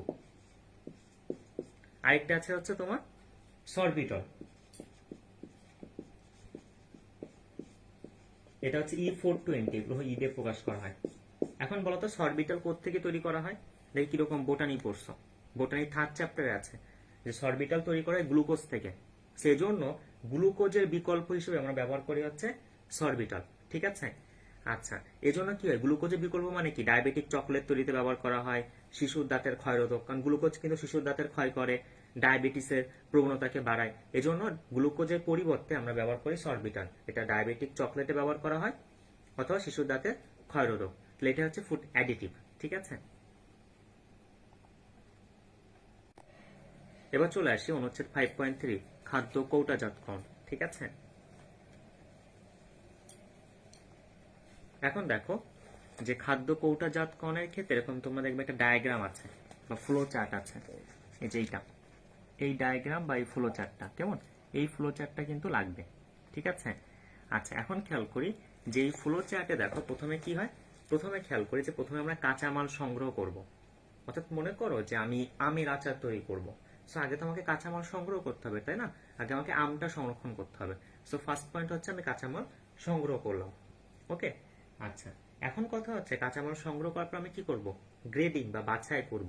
কেমন, কারণ আগেই তো বাছাই করতে হবে, কারণ আগে তো বাছাই করে যেগুলো ভালো ওগুলো রেখে দিব আর খারাপগুলো কি করব, বাদ দিয়ে দিব। সো দেখো প্রথম পয়েন্টটা ছিল কাঁচামাল সংগ্রহ, তার পরের পয়েন্টটি করবো গ্রেডিং বা বাছাই, কারণ আগে বাছাই করে ভালোগুলো রাখবো, খারাপগুলো সব বাদ দিয়ে দিব। ঠিক আছে, এরপর দেখো আমি প্রথমে বলেছি যে খাবার কি আগে ধুবো নাকি আগে কাটবো, বলো তো, রাইট, আগে ধুবো। দেখো তাই তার পরের পয়েন্ট হচ্ছে আগে ধৌতকরণ, তারপর হচ্ছে টুকরা বা ছোট ছোট টুকরা করা।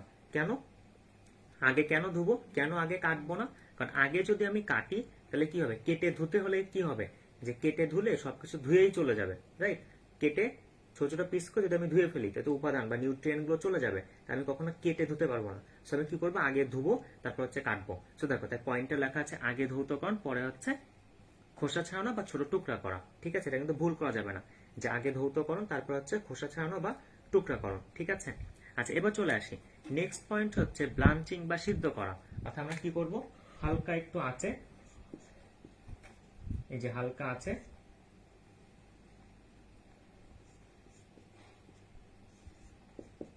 আমরা কি করব, সেটা হচ্ছে ব্লাঞ্চিং বা সিদ্ধ করব। কেমন, এখন এটা সিদ্ধ করার কতক্ষণ, খুব বেশিক্ষণ না, 5 থেকে 10 মিনিট হালকা আছে রান্না করা হয়, এটাকে বলে ব্লাঞ্চিং বা তোমার হচ্ছে সিদ্ধ করা। এখন এই ব্লাঞ্চিংটা কেন করব, ব্লাঞ্চিংটা করব কারণ শাকসবজির মধ্যে, মনে করো একটা শাকসবজি, এটা মনে করো লাল শাক, আচ্ছা মনে করো এটা লাল শাক, আচ্ছা এখন এই লাল শাক কি হয়, এই মাটি থেকে কিছু ব্যাকটেরিয়া এখানে চলে আসে। কি বললাম, যে মাটি থেকে কিছু ব্যাকটেরিয়া চলে আসে। ঠিক আছে, এখন খেয়াল করি যে মাটি থেকে কিছু ব্যাকটেরিয়া চলে আসে, মানে কি, এর মানে হচ্ছে যে এই জন্যই কিন্তু মাটি থেকে ব্যাকটেরিয়া আসে বলে শাকসবজির মধ্যে একটা কটু গন্ধ থাকে, তাই না? আমরা অনেক সময় দেখা গেল যারা ছোট থাকি তারা অনেক সময় এটা শাকসবজি খেতে একটু বাধা দেয়, কেন? কারণ ওর মধ্যে একটা গন্ধ থাকে। তো এই গন্ধটা কেন থাকে, কারণ মাটি থেকে কিছু ব্যাকটেরিয়া বাস করে এখানে এসে, এই জন্য গন্ধটি থাকে।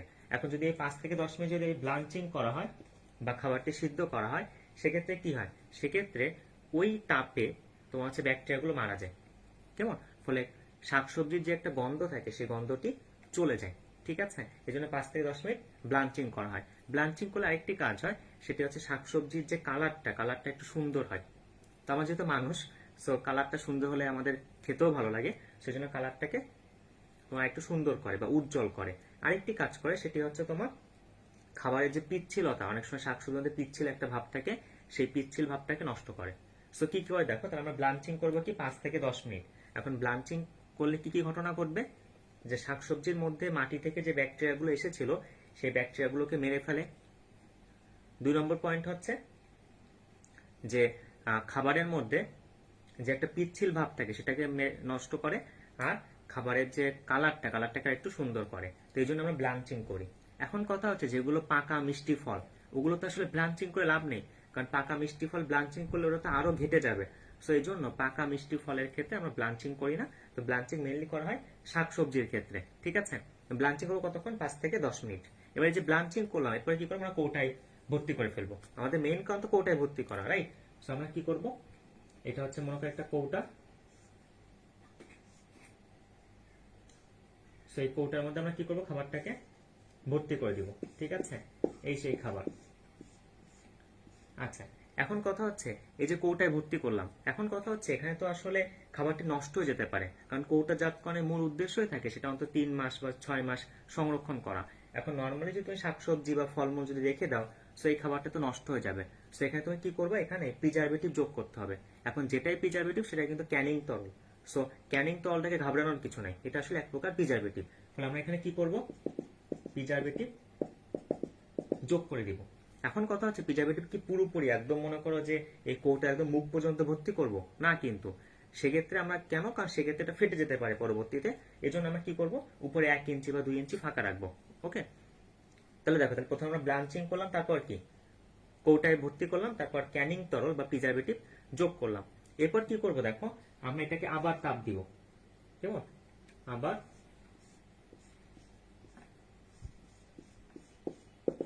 তাপ দিব। এখন তাপ দেওয়ার মূল উদ্দেশ্য হচ্ছে ভিতর থেকে সকল বাতাস বের করে ফেলানো। কেন? কারণ ভিতরে বাতাস থাকা মানে সেখানে অক্সিজেন থাকা, আর অক্সিজেন থাকা মানে ওখানে ব্যাকটেরিয়া বাসা বাঁধা। কেন? কারণ ব্যাকটেরিয়ার জন্য কি লাগবে, আমি একটু আগেই বলেছি যে ব্যাকটেরিয়ার জন্য লাগে হচ্ছে তোমার অক্সিজেন, ব্যাকটেরিয়া বেঁচে থাকার জন্য। সো আমি কি করি, সব বাতাস বের করে দিই, এটাকে বলা হয় এক্সজস্টিং। কেমন? তাহলে এক্সজস্টিং মানে কি, এই কৌটা থেকে সকল বাতাস বের করে দেওয়া। ঠিক আছে, এই প্রক্রিয়াটাকে আমরা বলি হচ্ছে এক্সজস্টিং। এখন দেখো, এক্সজস্টিং করা অবস্থায় কিন্তু আমাকে মুখ বন্ধ করে দিতে হবে, এটাকে বলে সিলিং। কেন? কারণ তখনই মুখ বন্ধ করে দিলে কি হবে, তাহলে ওর মধ্যে কোনো বাতাস নেই। এখন মনে করো যদি এরকম হয় যে এখন রাত 9টার সময় তুমি এক্সজস্টিং করলে, পরবর্তীতে 10টার সময় তুমি সিলিং করলে, তাহলে তো হবে না। কেন? কারণ এক্সজস্টিং করার পরে যদি তুমি সিলিং না করো, তাহলে আবার এখানে বাতাস চলে আসবে। সো এক্সজস্টিং করা অবস্থায় আমাকে মুখটা বন্ধ করে দিতে হবে, এটাকে বলে সিলিং। এই জন্য একসঙ্গে বলা আছে এক্সজস্টিং এবং সিলিং। ঠিক আছে, এক্সজস্টিং মানে বাতাস বের করে দেওয়া বা বায়ু শূন্যকরণ, আর লাস্টে আছে সিলিং মানে কি, পুরোপুরি সিল করে দিলে। ওকে, এরপর কি করা হয়, এর পরের ধাপে আরেকবার তোমার তাপ দেওয়া হয়। কেন? কারণ এই প্রক্রিয়া, এর মধ্যে কি, খাবারের মধ্যে কিছু কিন্তু ব্যাকটেরিয়া থেকে যেতে পারে। এখন যদি এর মধ্যে কিছু ব্যাকটেরিয়া থেকে যায়, সো খাবারটা তো নষ্ট হয়ে যাবে। ফলে আমি আরেক ধাপে তাপ দিব, এটাকে বলে রিটর্টিং বা নির্বীজকরণ বা স্টেরিলাইজিং। কেমন? অর্থাৎ এর মধ্যে যদি কোনো ব্যাকটেরিয়া থেকেও থাকে, তাহলে আমি 30 মিনিট থেকে 1 ঘন্টা এটাকে তাপ দিয়ে ওই ব্যাকটেরিয়াটা মেরে ফেলবো, এটাকে বলে রিটর্টিং বা স্টেরিলাইজিং বা নির্বীজকরণ। আর লাস্টে কি, লাস্টে হচ্ছে লেবেলিং করব। তবে কি লেবেলিং করব, ঠান্ডা করব, তারপর হচ্ছে লেবেলিং করব। লেবেলিং কি করব, যেমন আমরা DMC doctors, so DMC doctors থেকে মনে করো আমরা টমেটো চাটনি করেছি, ফলে ডিএমসি ডক্টরস টমেটো চাটনি, এটা হচ্ছে আমরা লেবেলিং করলাম, তারপর গুদামজাত করে রেখে দিব। ঠিক আছে, সো এটাই হচ্ছে তোমার খাদ্য কৌটাজনের নীতি। তাহলে প্রথম নীতি কি ছিল, প্রথমে কাঁচামাল সংগ্রহ করবো, 1 নম্বর তোমাকে সংগ্রহ করতে হবে, কৃষকের কাছ থেকে কম দামে কিনে নিব। তারপর হচ্ছে গ্রেডিং বা বাছাই করব, তাই না? তারপরে ধৌত করো, তারপরে টুকরা করা। অর্থাৎ আমাকে মনে রাখতে হবে যে আগে আমি ধুবো, তারপর হচ্ছে আমি কাটবো। সো আগে ধৌতকরণ, পরে হচ্ছে তোমার ছোট ছোট টুকরা করা। তারপর কি করলাম, তারপর হচ্ছে তোমার সিদ্ধ করলাম 5 থেকে 10 মিনিট, এটাকে বলে ব্লাঞ্চিং বা সিদ্ধকরণ। ব্লাঞ্চিং করলে কি কি ঘটনা ঘটে, যে ওই শাকসবজির মধ্যে যে তোমার ব্যাকটেরিয়া ছিল, ব্যাকটেরিয়াগুলো মারা যায়, তারপর যে কটু গন্ধ ছিল ওটা চলে যায়, খাবারের পিচ্ছিল ভাব দূর হয়, আর কালারটা একটু ভালো হয়। তো ব্লাঞ্চিং করার পর কি করব, কৌটায় ভর্তি করব, তারপর প্রিজারভেটিভ বা ক্যানিং তরল যোগ করব, এরপর তাপ দিব। তাপ দেওয়ার উদ্দেশ্য হচ্ছে যাতে সব বাতাস বের হয়ে যায়। বাতাস বের হয়ে গেল, এটাকে বলে এক্সজস্টিং। এরপর কি করবো, সিল করে দিব। সিল করে দেওয়ার পর কি করব, আবার তাপ দিব 30 মিনিট থেকে 1 ঘন্টা, যাতে এর মধ্যে যদি কোনো ব্যাকটেরিয়া থেকেও থাকে সেটা যাতে মারা যায়। এটাকে বলা হয় স্টেরিলাইজিং বা নির্বীজকরণ বা রিটর্টিং। তারপর কি করব, ঠান্ডা করব, তারপর লেবেলিং করব। আমি লিখে দিই, সেটা হচ্ছে ডিএমসি ডক্টরস আমের আচার সাপোজ। আর লাস্টে কি করব, এটাকে গুদামজাত করে রেখে দিব। তাহলে এই হচ্ছে ধাপগুলো। ধাপগুলো আমি আবার বলি, প্রথমে হচ্ছে আমি কাঁচামাল সংগ্রহ করব, তারপর গ্রেডিং বা বাছাই করব, তারপর আগে ধুবো, তারপরে কাটবো, তারপর হচ্ছে ব্লাঞ্চিং বা সিদ্ধ করলাম, তারপর এটা কি করলাম, কৌটায় ভর্তি করলাম, তারপর প্রিজারভেটিভ বা ক্যানিং তরল যোগ করলাম, তারপর হচ্ছে বাতাস বের করে দিব, সেটা হচ্ছে এক্সজস্টিং বা সিলিং, এক্সজস্টিং এবং সিলিং। তারপর আবার তাপ দিয়ে নির্বীজকরণ বা সকল ব্যাকটেরিয়া মেরে ফেলবো, এটাকে রিটর্টিং বা স্টেরিলাইজিং বা নির্বীজকরণ বলে। তারপর ঠান্ডা করে লেবেলিং করব, ডিএমসি ডক্টরস আমের আচার, তারপর হচ্ছে গুদামজাত করব। ঠিক আছে, এই হচ্ছে কৌটাজাতকরণের ধাপ। কেমন? সো কোনো কিছু না করতে পারলে এইটা করেও অন্তত কিছু টাকা পয়সা ইনকাম করা যাবে। ঠিক আছে, অর্থাৎ কর্মমুখী রসায়ন মানে এইটা করেও কিছু আয় রোজগার হবে আর কি। ঠিক আছে, সংসার চালানো যাবে। আচ্ছা, সো এটা হচ্ছে ধাপগুলো। এখন চলে আসি, সেটা হচ্ছে রিটর্টিং বা নির্বীজকরণের ক্ষেত্রে। এখন দেখো, রিটর্টিং বা নির্বীজকরণের 2টা পদ্ধতি আছে, একটা হচ্ছে পানি স্ফুটন বাদ পদ্ধতি, আর একটা হচ্ছে চাপ কৌটাজাতকরণ পদ্ধতি। এখন একটু দেখবো, এখন এই 2টা হচ্ছে রিটর্টিং এর ধাপ। এখন দেখো, কোন কোন খাবারের পিএইচ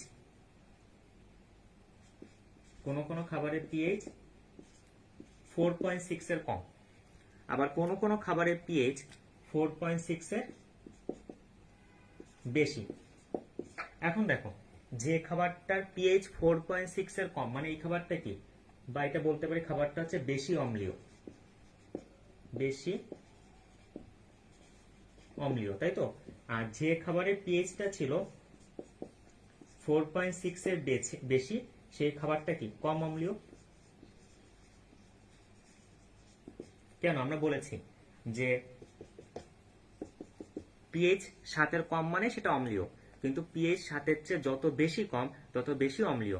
দেখো এই খাবারটা হচ্ছে পিএইচ 4.6 এর কম, মানে অনেক কম, এটা বেশি অম্লীয়, কিন্তু 4.6 এর বেশি মানে কি, সেটা কম অম্লীয়। এখন দেখো ব্যাকটেরিয়া বাসা বাঁধে কি 6.5 থেকে 7.5, মানে মোটামুটি খার রেঞ্জে। সো যেটা বেশি অম্লীয়, সেই বেশি অম্ল ক্ষেত্রে কিন্তু নর্মালি ব্যাকটেরিয়া বাসা বাঁধে না, তাই তো। নর্মালি বাসা বাঁধবে না, কারণ এটা তো 4.6 এর কম, মানে অনেক অ্যাসিডিক, অনেক অম্লীয়। সো এখানে তো কোনো ব্যাকটেরিয়া বাসা বাঁধবে না। সো এখানে যেহেতু কোনো ব্যাকটেরিয়া বাসা বাঁধবে না, ফলে এটা নর্মাল তাপমাত্রা রিটর্টিং করি, সেটা হচ্ছে 82 থেকে 100 ডিগ্রি সেন্টিগ্রেড তাপমাত্রা রিটর্টিং করলে হয়ে যায়। কিন্তু এখানে খেয়াল করো যে পিএইচ 4.6 এর বেশি, মানে এটা কম অম্লীয়, ফলে এখানে কিন্তু ব্যাকটেরিয়া বাসা বাঁধার সম্ভাবনা থাকে। তো যেহেতু এখানে ব্যাকটেরিয়া বাসা বাঁধার সম্ভাবনা থাকে, ফলে এখানে আমি রিটর্টিং করবো বেশি তাপমাত্রায়, মানে ব্যাকটেরিয়া যেন একদম স্পোর গুলো মারা যায়, সেটা হচ্ছে 115 থেকে 121 ডিগ্রি সেন্টিগ্রেড তাপমাত্রায় এটা রিটর্টিং করা হয়, ঠিক আছে। এখন আমাকে একটা কথা বলো, সেটা হচ্ছে পানির স্ফুটনাঙ্ক কত। পানি স্ফুটনাঙ্ক হচ্ছে 100 ডিগ্রি সেন্টিগ্রেড, রাইট, এটা সবাই জানি আমরা। সো পানি স্ফুটনাঙ্ক 100 ডিগ্রি সেন্টিগ্রেড মানে কি, যে 82 থেকে 100, এটা আমরা নর্মাল পানি থেকে পেতে পারি। তো এখানে ব্যবহার করা হয় পানি স্ফুটন বাত পদ্ধতি, তাই এইখানে ব্যবহার করা হয় পানি স্ফুটন বাত পদ্ধতি। এখন এটা মানে কি, মানে হচ্ছে পানি স্ফুটন বাত পদ্ধতি মানে একটা মনে করো বড় পাত্র, তার মধ্যে মনে করো পানি আছে, এর মধ্যে আমরা কৌটাটাকে স্থাপন করি, কেমন, তখন নিচে তাপ দেওয়া হয়, তাপ দিলে কি হয়, পানি ফুটে, তাই তো। পানি ফুটে তখন এর ভিতরেও কি হয়, তোমার এটা গরম হয়। কেন, কারণ পানি স্ফুটনাঙ্ক 100 ডিগ্রি সেন্টিগ্রেড, ফলে এখানে 100 পর্যন্ত পাওয়া যায়। তো এখানে ব্যবহার করে পানি স্ফুটন বাত পদ্ধতি। ফলে খুবই ইম্পর্টেন্ট, যে সকল খাবারের পিএইচ 4.6 এর কম বা যে সকল খাবার বেশি অম্লীয়, সেক্ষেত্রে আমরা কি ব্যবহার করি, পানি স্ফুটন বাত পদ্ধতি ব্যবহার করি, কারণ সেখানে 82 থেকে 100 ডিগ্রি সেন্টিগ্রেড পাওয়া যায়। অর্থাৎ পানির মধ্যে পানি তাপ দেই, ফলে পানি গরম হয়, পানির উপরে আমরা কৌটা রেখে দিই, ফলে কৌটাও গরম হয়। এটা হচ্ছে পানি স্ফুটন বাত পদ্ধতি। কিন্তু কথা হচ্ছে যে যেটা পিএইচ 4.6 এর বেশি, মানে সেটা কম অম্লীয়, সেখানে তাপমাত্রা দিতে হবে 115 থেকে 121 ডিগ্রি সেন্টিগ্রেড। এখন কথা হচ্ছে পানি থেকে কখনো 121 পাওয়া যায়, পাওয়া যাবে না কিন্তু। কেন, কারণ পানি স্ফুটনাঙ্ক হচ্ছে 100 ডিগ্রি সেন্টিগ্রেড, মানে পানিতে 100তে হাওয়া হয়ে যাবে, পানি হচ্ছে 100তেই উড়ে যাবে। ফলে তুমি কিন্তু ওখানে জীবনেও কিন্তু 115 থেকে 121 ডিগ্রি সেন্টিগ্রেড পাবে না। তুমি কিভাবে পেতে পারি বলো, বাসা বাড়িতে আমাদের মাখরারা কি করেন, কিভাবে 121 পান, সেটা হচ্ছে প্রেসার কুকার ব্যবহার করে। কেন, কারণ দেখো যে এটা মনে করো প্রেসার কুকার, ঠিক আছে। আচ্ছা,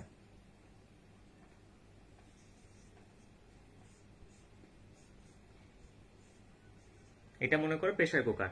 এখন প্রেসার কুকারে কি হয়, দেখো না যে মুখটা একদম সুন্দর করে লাগানো যায়, তাই কিনা। অর্থাৎ প্রেসার কুকারের বাইরে দেখবে একটা রাবারের যে মুখটা, সে রাবারের মুখের বাইরের দিকে দেখবে একটা রাবারের ব্যান্ড থাকে। তো ওই মুখটা এমন ভাবে আটকে দেওয়া হয় যেন ওখান থেকে কোনো বাতাসই না বের হয়, ঠিক আছে। আমি আগে এই মুখটা জীবনে আটকাতে পারতাম না, পরে মা শিখিয়েছে আর কি, যে কিভাবে ওই প্রেসার কুকারের মুখটা আটকানো হয়, ঠিক আছে। আচ্ছা, এখন খেয়াল করি, সেটি হচ্ছে যে এই যে প্রেসার কুকার, তার মুখটা আটকালাম, ফলে সেখান থেকে কোনো বাতাস বাড়তে পারে না। ফলে আমি যখন এই নিচের দিক থেকে যখন তাপ দেই, তখন কি হয়, সেখানে কি হয়, তোমার হচ্ছে চাপ বাড়ে, ফলে স্ফুটনাঙ্ক বাড়ে। ফলে তখন সেখানে প্রেসার কুকারের মধ্যে পানি 120-এ ফুটে, কেমন, পানি 120 ডিগ্রি সেন্টিগ্রেড তাপমাত্রায় ফুটবে। তাই প্রেসার কুকার ব্যবহার করলে আমি সেখানে 120 ডিগ্রি সেন্টিগ্রেড পর্যন্ত পেতে পারি। তাই দেখো, যখন পিএইচ খাবার 4.6 এর চেয়ে বেশি হবে কোনো খাবারের পিএইচ, তখন সেটা কম অম্লীয়, ফলে তাপমাত্রা লাগবে হচ্ছে 115 থেকে 121, তখন ব্যবহার করা হচ্ছে প্রেসার কুকার। প্রেসার কুকারে কি করা হয়, চাপ বাড়ে, চাপ বাড়ে বলে তোমার হচ্ছে পানি স্ফুটনাঙ্ক বাড়ে। এই জন্য এটাকে বলা হয় চাপ কৌটাজাতকরণ পদ্ধতি। এই পদ্ধতিকে আমরা বলি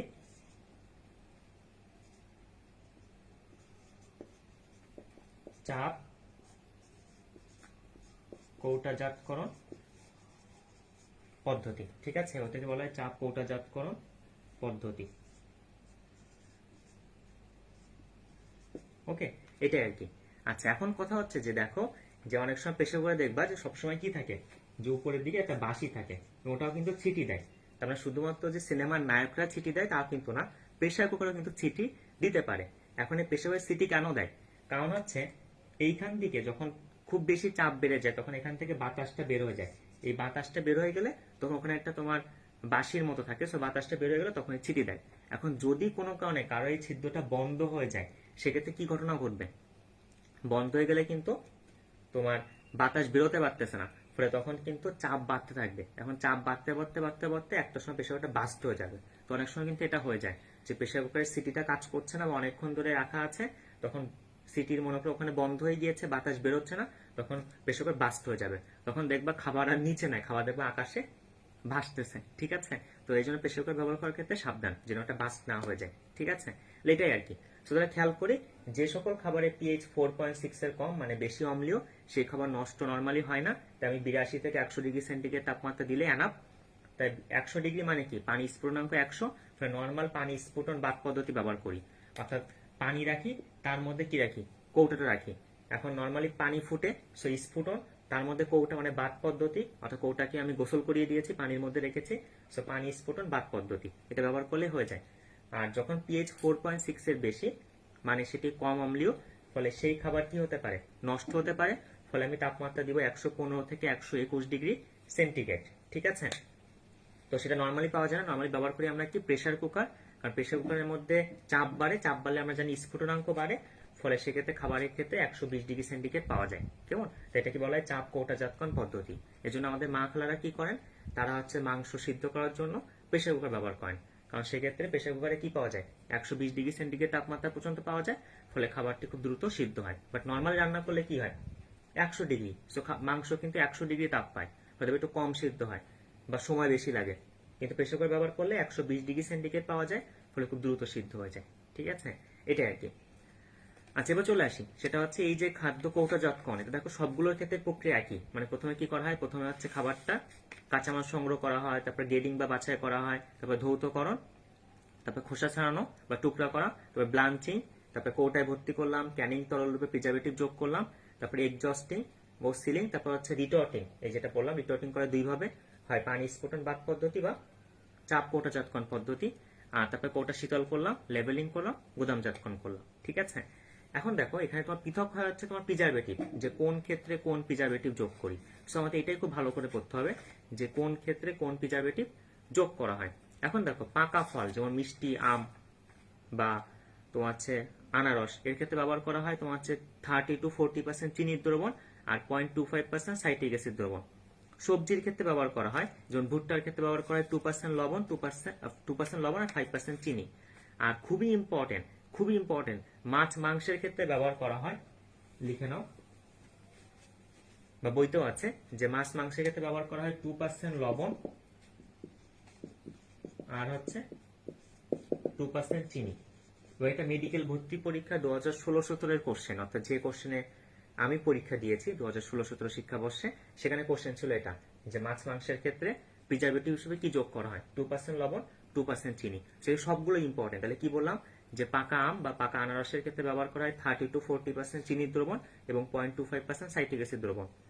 আর ভুট্টার ক্ষেত্রে ব্যবহার করা হয় 2% লবণ আর 5% চিনি। ঠিক আছে, আচ্ছা, আর মাছ মাংসের ক্ষেত্রে ব্যবহার করা হয় 2% লবণ আর 2% চিনি। এটা মেডিকেল ভর্তি পরীক্ষার কোশ্চেন। এখন কথা হচ্ছে যে এই মাছ মাংসের ক্ষেত্রে আমরা ব্যবহার করি জিঙ্ক অক্সাইড প্রলেপযুক্ত কৌটা। কেন? কারণ দেখো কৌটার মধ্যে আছে জিঙ্ক অক্সাইড আর মাছের মধ্যে আছে কি, সালফার। সো এটা মিলে তৈরি করে জিঙ্ক সালফাইড। এই জিঙ্ক সালফাইড তৈরি হওয়ার জন্য খাবারটা চকচক করে। ঠিক আছে, তো ওই যে বললাম যে আমরা যেহেতু মানুষ, সো খাবারটা দেখতে ভালো হলে আমাদের খেতেও ভালো লাগে, সেই জন্য জিঙ্ক অক্সাইড আবরণযুক্ত কৌটার মধ্যে রাখবো। ঠিক আছে, আর কি লাগবে? আর মাংসের ক্ষেত্রে দেখো এই উপাদানগুলো পড়তে হবে, যে মাছে প্রোটিন কত পার্সেন্ট, কার্বোহাইড্রেট কত পার্সেন্ট, লিপিড কত পার্সেন্ট, আর মাংসে কত পার্সেন্ট পড়তে হবে।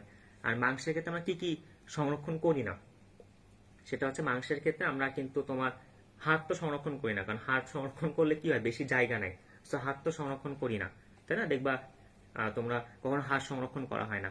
তারপরে তোমার যেগুলো পচনশীল, শিং সংরক্ষণ করা হয় না, যেগুলো পচনশীল ওগুলো কিন্তু সংরক্ষণ করা হয় না, ঠিক আছে। তো মাছের ক্ষেত্রে দেখবো নর্মালি মাথাটা বেশি পচনশীল, সো মাথা নর্মালি অ্যাভয়েড করা হয়, ঠিক আছে। আচ্ছা, এটা ইম্পর্টেন্ট। এবার চলে আসি, সেটা হচ্ছে দেখো যে ফুড লিকার বলতে কি বুঝি, কেমন। এখন দেখো ফুড লেকার মানে হচ্ছে যে দেখবা যে কৌটার মধ্যে একটা আবরণ দেওয়া থাকবে, দেখো যে কৌটাটা হয় টিনের কৌটা, কেমন। এখন টিনের কৌটা মানে কি, টিনের কৌটা মানে হচ্ছে সেটা কিন্তু মরিচা ধরতে পারে, এই জন্য দেখো এই কৌটার মধ্যে একটা আবরণ থাকে, সাদা মতো একটা আবরণ থাকে, এই আবরণটাকে আমরা বলি হচ্ছে ফুড লেকার, কেমন। এবং এখন এটা কি ব্যবহার করা হয়, ব্যবহার করা হচ্ছে ফেনোলিক বা ইপক্সি বা ভিনাইল রেজিনে একটা প্রলেপ দেওয়া হয়, এই প্রলেপটিকে বলা হয় ফুড লেকার, কেমন। আর বাসা বাড়িতে আমরা কি কি ব্যবহার করতে পারি, বাসা বাড়িতে যদি আমরা খাদ্য কৌটাজাতকরণ করতে চাই, এটা দিয়েও কিছু ইনকাম করা যাবে। সেটা হচ্ছে জার লিপটা, জার ফানেল, তারপর ছুরি নর্মাল, তারপর হচ্ছে রাবার স্প্যাচুলা, এগুলো ব্যবহার করি, ঠিক আছে। তাহলে এই হচ্ছে ফুড প্রিজারভেটিভ, ফুড প্রিজারভেটিভ থেকে এগুলো পড়লেই হবে। সো আমাদের তোমার হচ্ছে এই চ্যাপ্টার 5 এর ফার্স্ট পার্ট এইগুলোই থাকবে। তাহলে এখানে কি কি থাকবে, খাদ্য নিরাপত্তা, তারপর পুরো ফুড প্রিজারভেটিভ পুরোটা, আর হচ্ছে খাদ্য কৌটাজাতকরণ, ঠিক আছে। তো থ্যাংক ইউ সবাইকে, আমাদের লেকচার এই পর্যন্তই। আর এটা কিন্তু খুব ভালো করে পড়তে হবে, বিশেষ করে খাদ্য নিরাপত্তার 3টা নীতি খুবই ইম্পর্টেন্ট, সারগুলো কি কাজ করে খুবই ইম্পর্টেন্ট। তারপর হচ্ছে ফুড প্রিজারভেটিভ 2 প্রকার কিন্তু, প্রাকৃতিক, কৃত্রিম। প্রাকৃতিক অনেকগুলো আছে আমরা পড়েছি, কৃত্রিম আবার 3 প্রকার, অ্যান্টিমাইক্রোবাইল, অ্যান্টিঅক্সিডেন্ট, প্লেটিং এজেন্ট। সে সবগুলো উদাহরণ প্লাস কাজগুলো পড়তে হবে। এবার খাদ্য কৌটাজাতকরণের ধাপগুলো সিরিয়ালি পড়তে হবে এবং প্রত্যেকটা যেগুলো পড়লাম সেগুলো পড়তে হবে। ফুড প্রিজারভেটিভ কোনটা ব্যবহার করে সেটাও কিন্তু ইম্পর্টেন্ট, ঠিক আছে। তো এই পর্যন্তই আর কি আমাদের ফার্স্ট পার্ট। ধন্যবাদ সবাইকে, থ্যাংক ইউ।